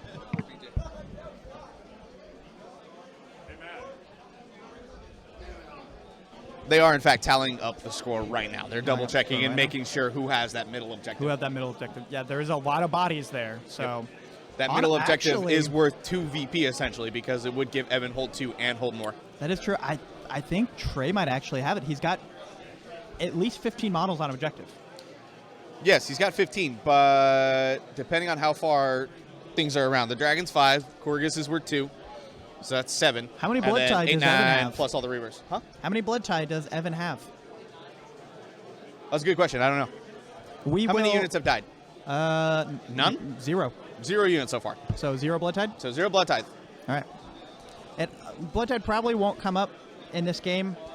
It will on one specific turn, probably, because I imagine a lot of units are going to die on the same turn. That's true. That's true. Because I don't believe anything was in range, so he has not been rolling 6s to the 6 to ignore, potentially get a blood tithe there. So yeah, I think Evan has 0 blood tithe. All right. Trey going for Slay the Warlord, Obviously- bottom of 2. Slay the Warlord. Bottom of 2. Oh, that is incorrect. Apologies. I will fix that.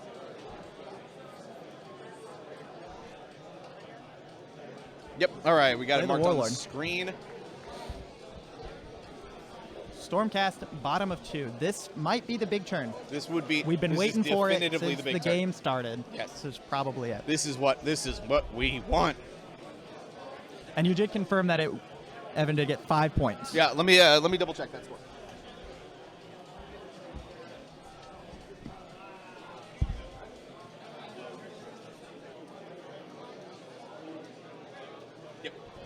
Oh, confirmed. Evan did get 5 points. So we are bottom of 2, 3 to 8, Stormcast turn. Yep. Slay the Warlord, which I believe the Warlord is Vorgorath. We confirmed Warlord that earlier. is so, Vorgorath, so he does get another chance at that. So that's the slay. big thing. He is going to try to kill the dragon, And if the Warlord is a monster, does he get an extra point, or if he kills it with a monster? If he kills it with one of the big dragons, it will be worth an extra point. Well, so here's how big the swing is going to be. It's worth 2 VP if he kills Vorgrath. Yep. A third point if he does it with the dragon. Yep. And because it's a monster, he will get 1 additional point. So that could be a 4 VP swing on top of whatever primaries he gets. Yeah. This could be a really big turn for Really Tre. big turn.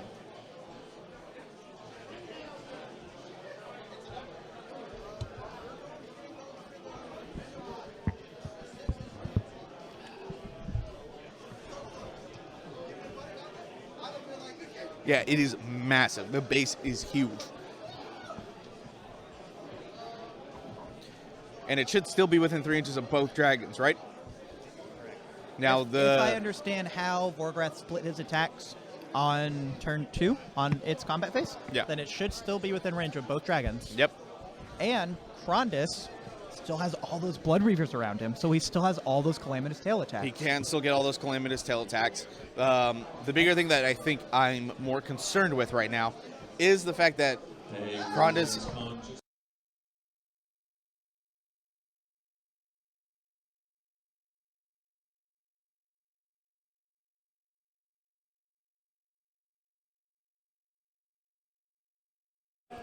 All right, sorry about that. The food truck is here, which means maybe hot dogs, some other food. We do love that. Anyway, Krondys has taken a lot of damage, which means he doesn't have his bonuses to cast to offset the -3 to cast that he's getting from Vorgrath. So Tre may not be able to rely on spells to kind of help debuff Vorgrath. So it's gonna be a hard turn. Yeah. That's why I brought up the Calamitous Tail attacks from Krondys, because both the big damage jaw attacks on both dragons are now both wounding on 4s. They're wounding on 4s. But so at least they have the Rend. They do have the Rend, but they do have to get through. But the Calamitous Tail does not bracket. It's a lot of damage. Now, one of those dragons, he can spend a command point at the start of combat for Feral Roar, which is the Gur command ability to make a dragon fight at top bracket. That is true. If he does that on Karazai to get the wounding on 1-ups again, that would be big. That would be huge. Did they pick heroic actions yet? Not sure. I would imagine it's going to be Finest Hour on Karazai and Khorne. I can't imagine them doing anything else. Yeah, exactly. I agree.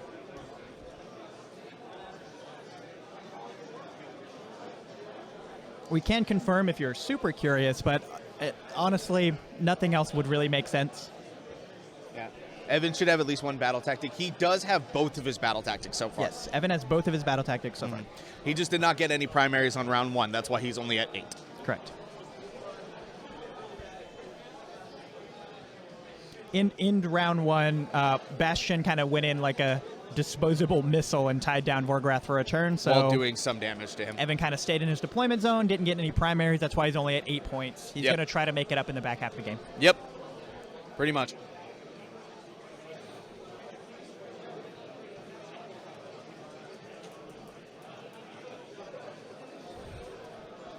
It's not, again, as we said multiple times, it's not the battle tactic that either of us would have picked round 1.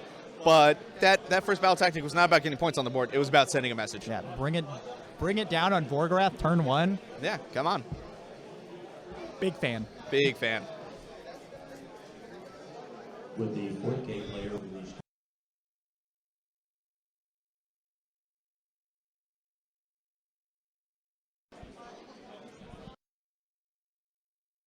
Every 40K player go over to the front. Would every 40K player please retreat to the front of the room and away from the AOS tables?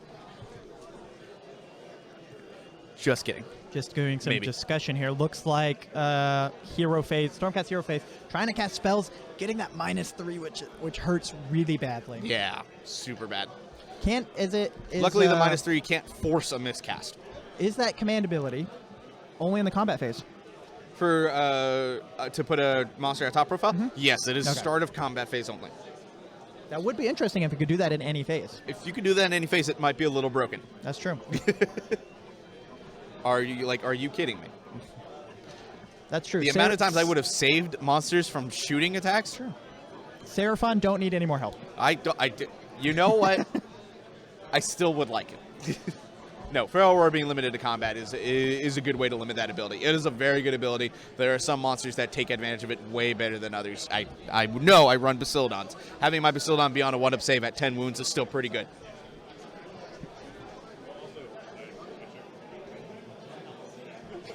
Correct.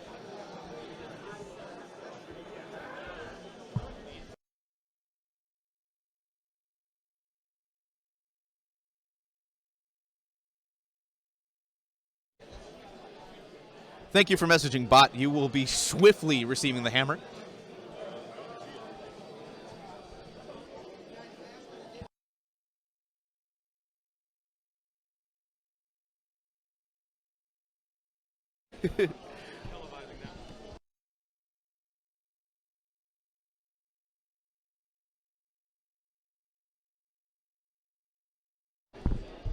Well, before we could promote you, Jeff, it looks like Spencer took care of it. Yeah, players just doing some discussion here. Probably some big choices to make, honestly.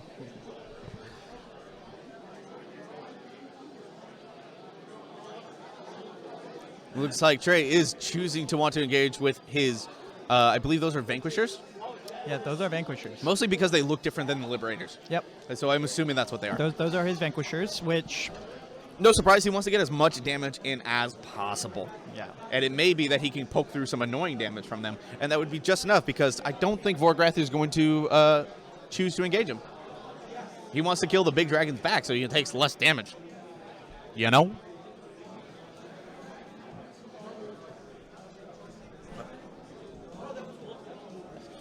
So it looks like we are all the way in movement. Pretty obviously for anyone watching.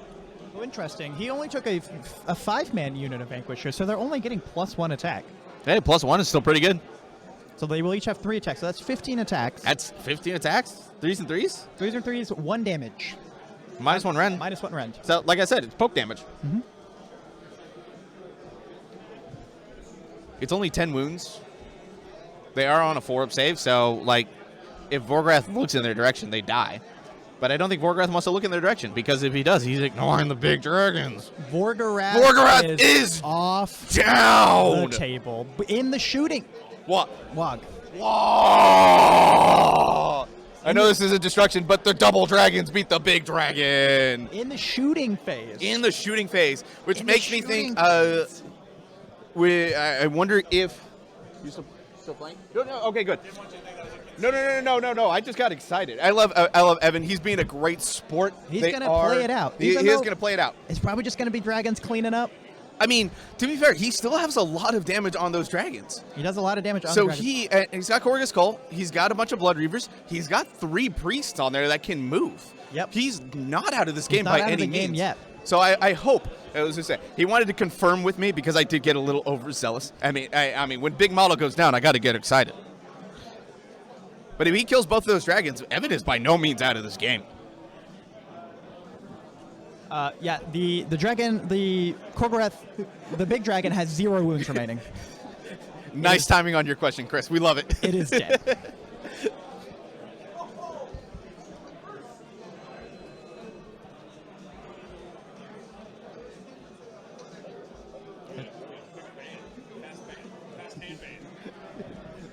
Spencer with the trigger finger.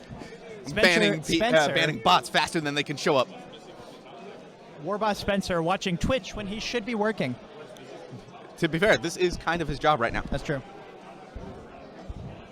That deserves a slambo. Never. I will never, ever slambo. Well, you're just wrong then. I won't slambo out of respect for Evan, but I will get excited when Dragon. And out of respect for him as well, if those dragons go down to those Reavers, I will also cheer. Yeah. It was an interesting choice splitting the damage, but I think splitting damage on the dragons kept him in the game. I 100% agree. That's why I don't think he's completely out of this game. He's not able to heal the dragons with anything. So if he manages to push through some damage, couple of damage. One falls down. Unfortunately, they don't have a timber attack. No timber for them. The only thing is, both of those dragons still get a fight phase. Because he killed him in the shooting phase, both the dragons still get to fight in.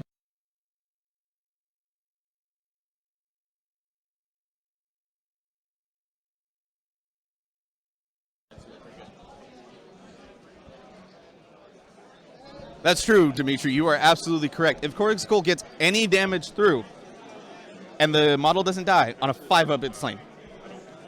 Again, more reasons why Evan is not out of this game, despite the fact that he is down 1250 in points.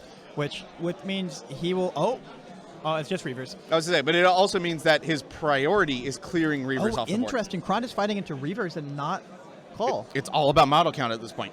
That's a good point. It's all about model count. For Tre, Krondis is basically on his last leg, and any extra use he can get out of him is bonus at this point. Yep. That's the big thing. So anything he can kill to keep that model count in his favor is huge. He needs to kill enough to grab that center objective. Yes. Because right now I think he's got it with the dragon being gone and some Reavers going down. I think that works in his favor. I think also what's going to be important is what happens on that bottom left combat between the Liberators and the Reavers. The priority roll for next turn is extremely important. It is going to be very important. If Tre gets the double, it's going to be cleanup. But if Evan gets the it, turn, this game has been close. I think it's still close. I think it's still close. Agreed. If Evan gets the priority and he takes it and he kills at least one, if not both dragons, this is going to end up being an extremely close game. But if Tre gets the double, then it's cleanup. If he has one or both dragons alive. Correct. You're right. So we will see. The big thing, like I said, he did slay the Warlord, and if he did it with the monster, that's 4 VP he's getting on top of the primaries, which he at least has hold 1. So he's going to, at the very least, tie Evan. The question is he going to get above Evan? I don't know. We'll find out. Looks like we're seeing some attacks get rolled. He could get a total of 7 points here. Yes, he could get a total of 7.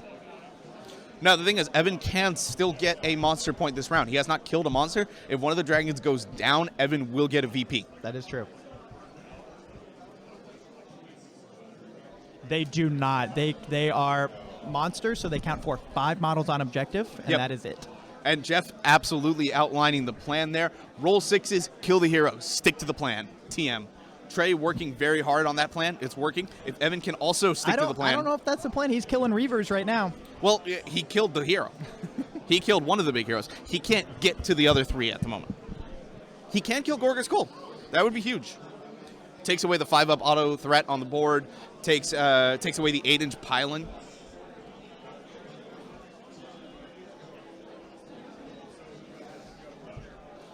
Right now, if we had an advantage bar, it'd be pointing right in Tre's direction.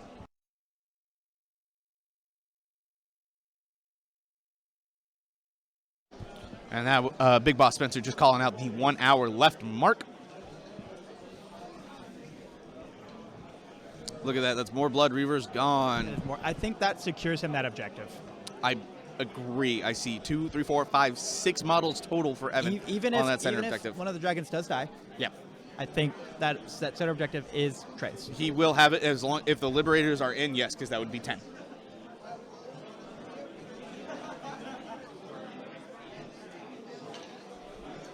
This is a very cool. Again, props to these two for coming on stream and playing the dragons for us. We love to see it.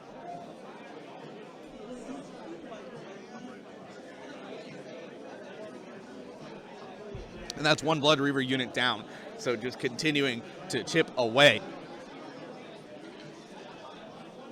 I don't know if Gorga's Cult has activated yet. Tre, again, just going ahead and cutting through those units.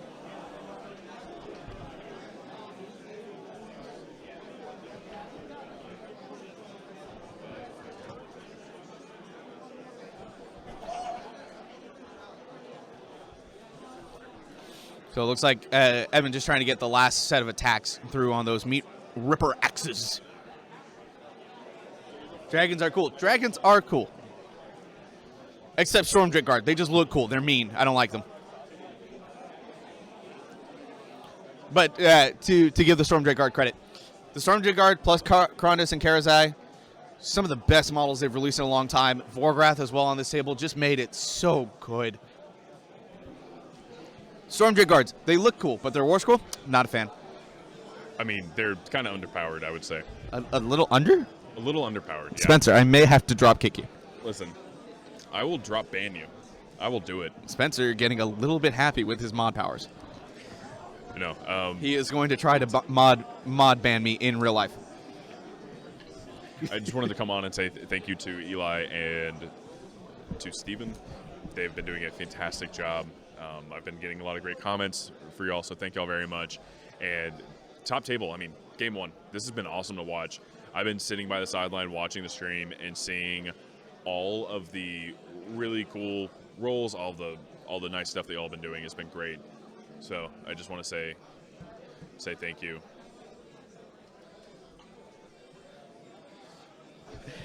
Spencer, we appreciate you drawing that heart for everybody. That heart is for you, viewers. No. How rude. Khorne says no.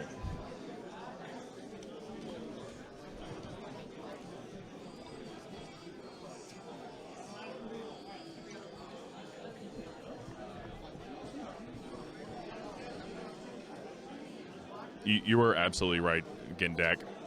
Tre shall be forever known as Trelhisi. Tre Rebstock, color of I dragons. think we just need to get Tre the Khaleesi outfit and see if he'll wear it, rounds 2 and 3. That would be hilarious, and I'm all. Oh in no, favor. Steven's back. Get the hell out of my chair. I think they're resolving combats on the bottom left right now.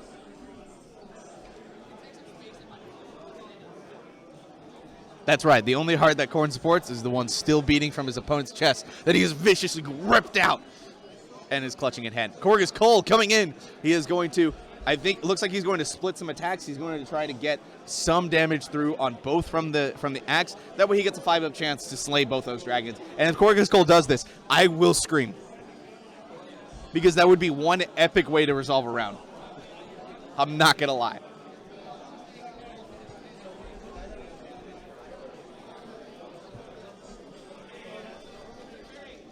Oh.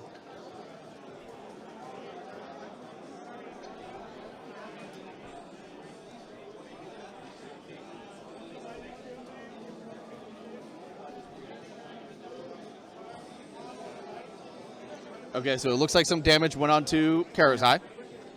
Got some damage through. Presumably that's from the axe.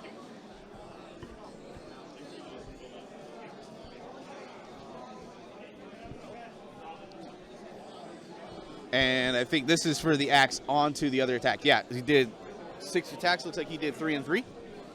I believe there's 6 on the Korgus Skull axe. We can find out. Yeah. So can you confirm that, Steven?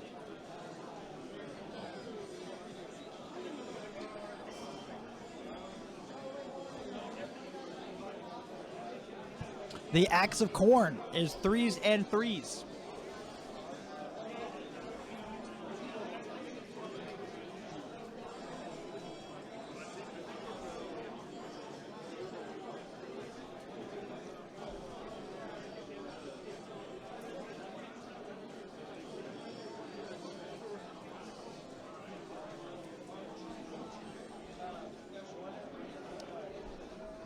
Damage gone through.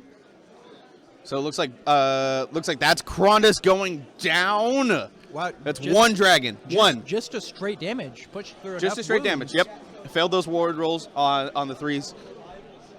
Now I think is this the 5-up? It could possibly be the No, 5 or up. are they going to resolve the combats first and leave me on the edge of my seat?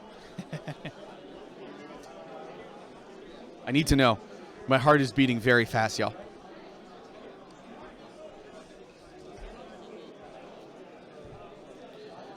I wait with bated breath.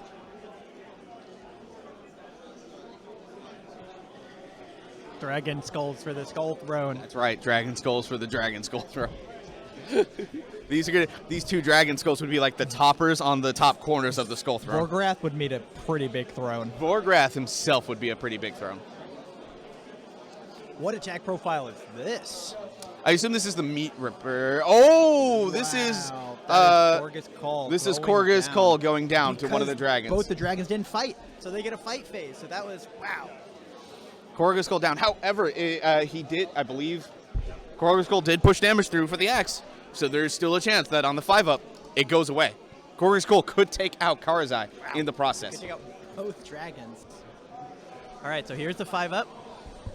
No, rolled a 3. Oh. Karazai will be sticking around to go and clean up probably those those He's probably going to go tie up with those heroes. those priests and We were so close to the All Dragons dead round. It's still very cool that he took out Krondus, and he at least gave himself that chance. Oh, yes. That was the lightning blast on the death. lightning blast on death. Lightning So blast on is death. this not the? Is this? Oh. I was wondering why there were premature. so many, Premature, why guys. there were so many dice. So premature 5-up death. Premature 5-up. All right. Still on the edge of my seat, guys. Liberators in the bottom left here. Literally. Just fighting into the Reavers, making sure they can't crack back and kill enough of them to take that objective. Yes. So For those of you wondering, I literally pushed my seat back so I would be sitting on the edge. Steven can confirm. You also pushed the table forward, Eli. Did I push the table Yeah, forward? you've pushed it forward a solid 6 inches. You know what? 6 inches is a good length.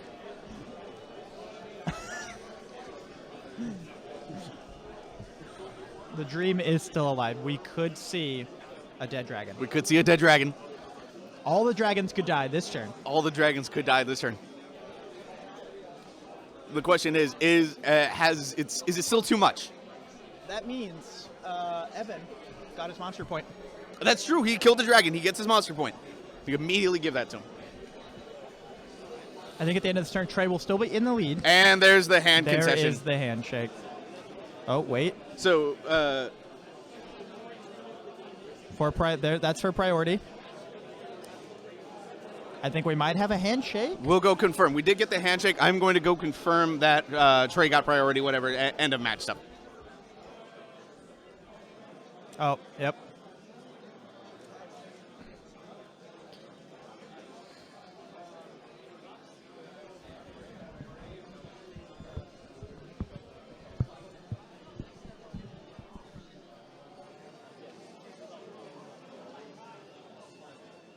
Eli is going to confirm handshake. It's probably a Stormcast victory.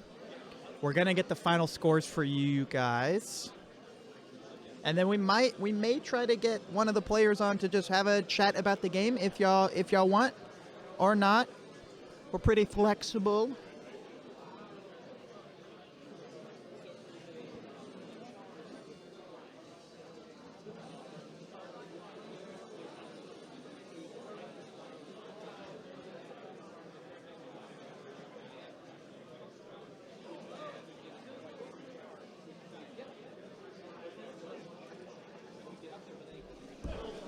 Did confirm Tre basically just as soon as the Karazai did not go down, that was the game. Yep. So that Stormcast victory. Yeah, so it was a Stormcast victory. I don't know what the final score is going to be. They're going to tally it up and talk it out. At the very least, I believe it goes exactly as we said. 10 points. 4 points for the 4 points essentially for the battle tactic going down. Hold 1, hold 2, and hold more. Correct. And then Tre So will right now 10-9. Tre will probably score 5 points for the next 3 rounds. Probably 5 points for the next 3 rounds, and that's it. So what an exciting game! That was a crazy game. Evan was recapping to me on the shooting. He rolled like 18 dice, or he did like all the shooting attacks, got like 7 damage through. Like the mortals just wiped them out. It was a pretty tough matchup. This match went exactly as we thought it would. It was a slugfest between 2 dragons. And I think I said at the beginning, round is over, bottom of turn 2. Round is over, bottom of turn 2. There was it happened as soon as we said. As soon as those dragons were dead, done. Yep. Do we Once want the to try dominoes to fall, they fall. Do we want to try to snag one of the players to chat about the game, or I can ask them and see if they're up to talk about it. we don't have to? They may not be. We'll see how stuff goes around. We do have another 45 minutes. Let's let them clean up a bit and actually talk out and finish their game first. Yes. So Yes. we have 45 minutes until the end of the round. Then we have lunch. So we'll see after they actually like finish and clean up and stuff. If one of them wants to come on stream and talk about their game, yeah, sure. At the very least, we hope you guys enjoyed our commentary through this game because this game was really fun. That was a good game. That was a good first It round. was a very cool game. I'm glad we got to see the big dragon on the table. And here's the best part. Dragon won. Yeah, the dragon won. The dragon won. A dragon won. A dragon won. Which is awesome.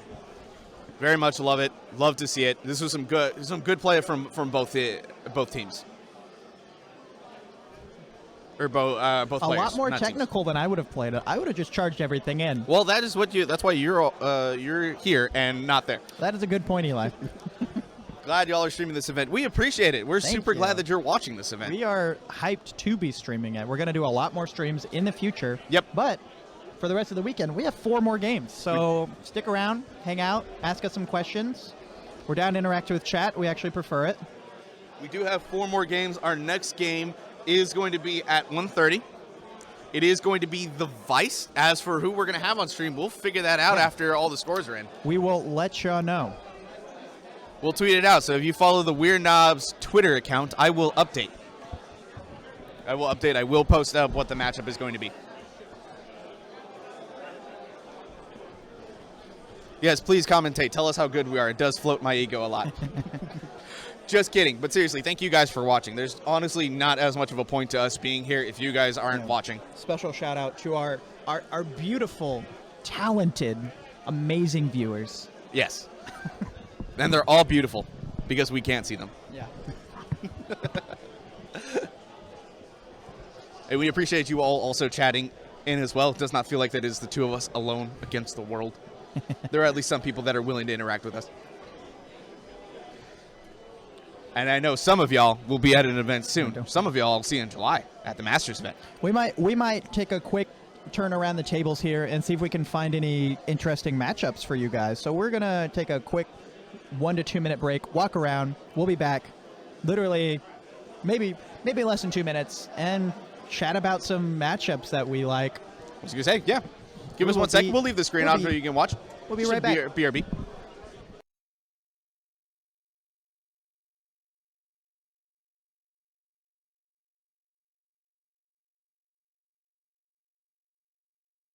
Also, yes, Gindek, you are adorable.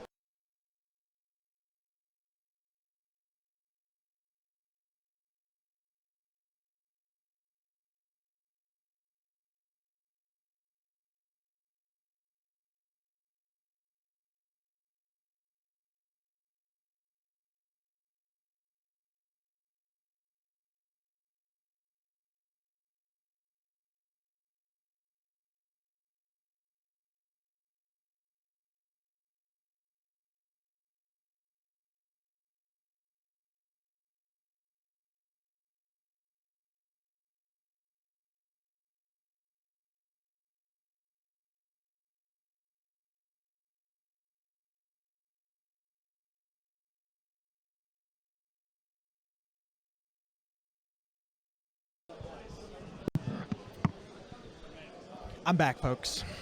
Eli's still walking around, chatting.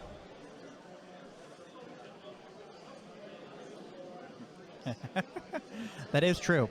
It is not about the size. It is nice to have 2 of them, though. Like I said, Eli's still walking around, chatting with the people. If you know Eli, you know how he is. There is a war mammoth here. Like I think it's an actual GW-produced war mammoth, and it looks amazing.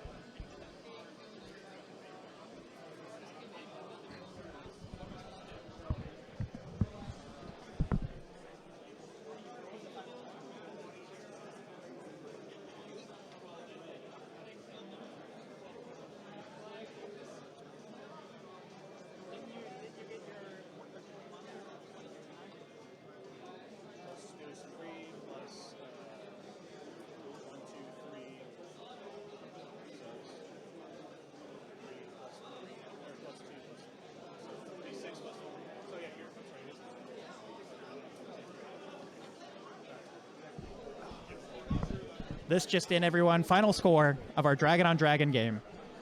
26-9. Stormcast victory.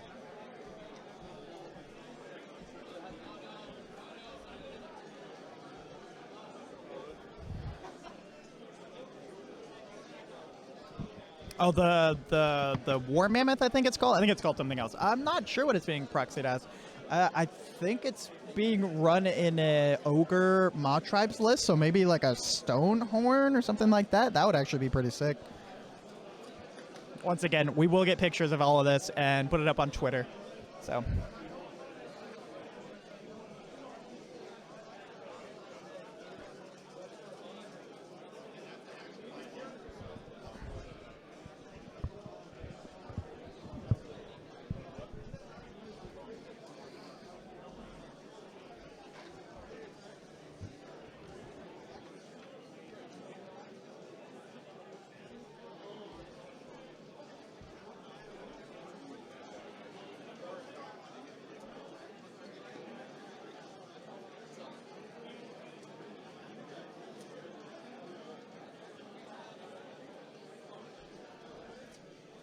That is true. It has to do a lot of lifting. And to be fair, it put a lot of wounds on on Tre's dragons.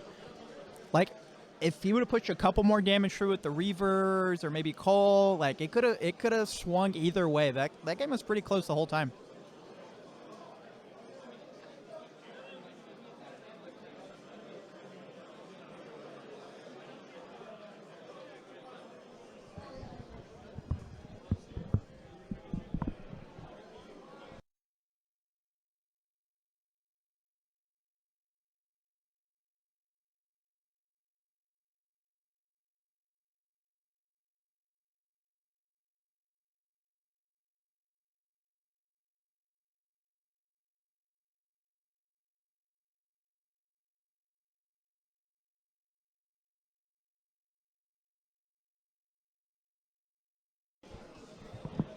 Eli's back from his dangerous expedition into the Pit of Crumpen itself. Into the Pit of Crumpen. Into see the deep in the War Mortal Mammoth? I missed the War Mammoth. Oh my Yeah, God. Where was it? It's in Ogre Maw Tribes. I believe it's on the 3rd row. But Oh, wait. I think I know what you're talking about. Was it Jacobs? Yeah, I think Yeah, that one was really I think cool. it's a Stonehorn. It's a Stonehorn. It's a Stonehorn. Yeah, he is an Ogre player. He's been running Ogre for the whole season, since August. And he's facing Gavin. That is true. If a couple of rolls would have gone the other way, it would have been a very different result. But it's a dice we game. love that. That's how it goes. We love that. When it comes to dice rolls like that, like you can't be mad.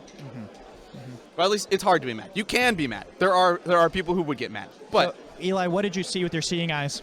what did I see with my seeing eyes? I saw that matchup, the Gavin v Jacob, the Yeah. Big Wog versus Ogres. Super, super cool. There's Skaven on Stormcast matchup, Yep. which did Skaven things. Shooty boys. Oh yeah, and it was beautiful. When I was talking, it was Caleb. He said, "I am more dead than him, but I have more points." I was like, "The Skaven way, it's beautiful. Hey. That's what you want." I'm more dead than him, but I have more points.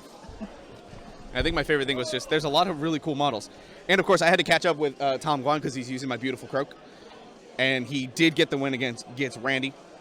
Just did a bunch of spell damage, held him off with Basildons. Boom. Kind of what we're doing. What did you see, Steven? Mainly the War Mammoth. I also chatted at the Double Turtles for a little while. Oh yeah, how did that go? It's still going. They're still doing stuff. Oh, they're still doing stuff? I believe both turtles are still alive. Oh. I didn't actually look at the table very much. I just talked to Dimitri. Well, if both turtles are alive. There is. You talked to Dimitri. Do you mean Alex? Dimitri's Sorry. at home. He's actually watching the stream. I talked to Alex. I'm terrible with names. I thought a terrible person, I thought Joe, Steven. who's walking by right now. Yeah. I thought he was Harrison. You thought Joe was Harrison? Joe. Until we had a chat. Steven insulted you. I thought Joe was Steven Harrison. thought you were Harrison. Yeah. Yeah, We had a chat. Steven is just so rude. It's been like a year. So rude. Heard his voice. I would love to be. Wouldn't we all love to be Harrison? You're right. His Voice is sultry. It's been like a year. I saw Joe at Costco, and I thought he was Harrison. You saw Joe at Costco, thought he was Harrison. Steven, you're a terrible person. I barely know your name. I had to practice in the car for the intro. After you had me throw your breakfast through the window. That's true, yeah. What else did I see? There's a winged Kronspine. Okay, I don't like Kronspine. It's against my religion. But the one with wings, the phoenix wings over there, the I missed Kitbash, that one. is amazing. I'm gonna have to go check that one out. Once again, folks, we're chatting. I volunteer Eli to get pictures of all these and put them on Twitter. It'll be fine. Oh, I did forget to get a picture of the dragons. Well, we can still get those. We can still They're get those still up. here. We can Yep. get dragons. We can totally get dragons. We can put them on the table. Now, we talked about Harrison so much. We would like to thank Harrison. I don't know if he's in the chat watching, but he Yes, did thank you. provide all this terrain that we saw, that you see on stream. He printed it up. He painted it. Yes, it looks beautiful, and we love it. He also provided the mat. I believe this is his mat as It well. is, So it is, basically, yeah. this is his table. This is Harrison's table. It's kind of Harrison's Not, table. not Joe. Not Joe. All right, well, folks, I think we are going to take a little bit of a break, grab some lunch. We will be back at 1:30 or probably a little bit before, maybe 1:15. Jump on, see who's playing, have a chat, go over lists, stuff like that. Yep. We'll take some pictures and put them up on Twitter so y'all can go through, see all the beautiful armies we have. Do we want to go ahead and put up that break screen?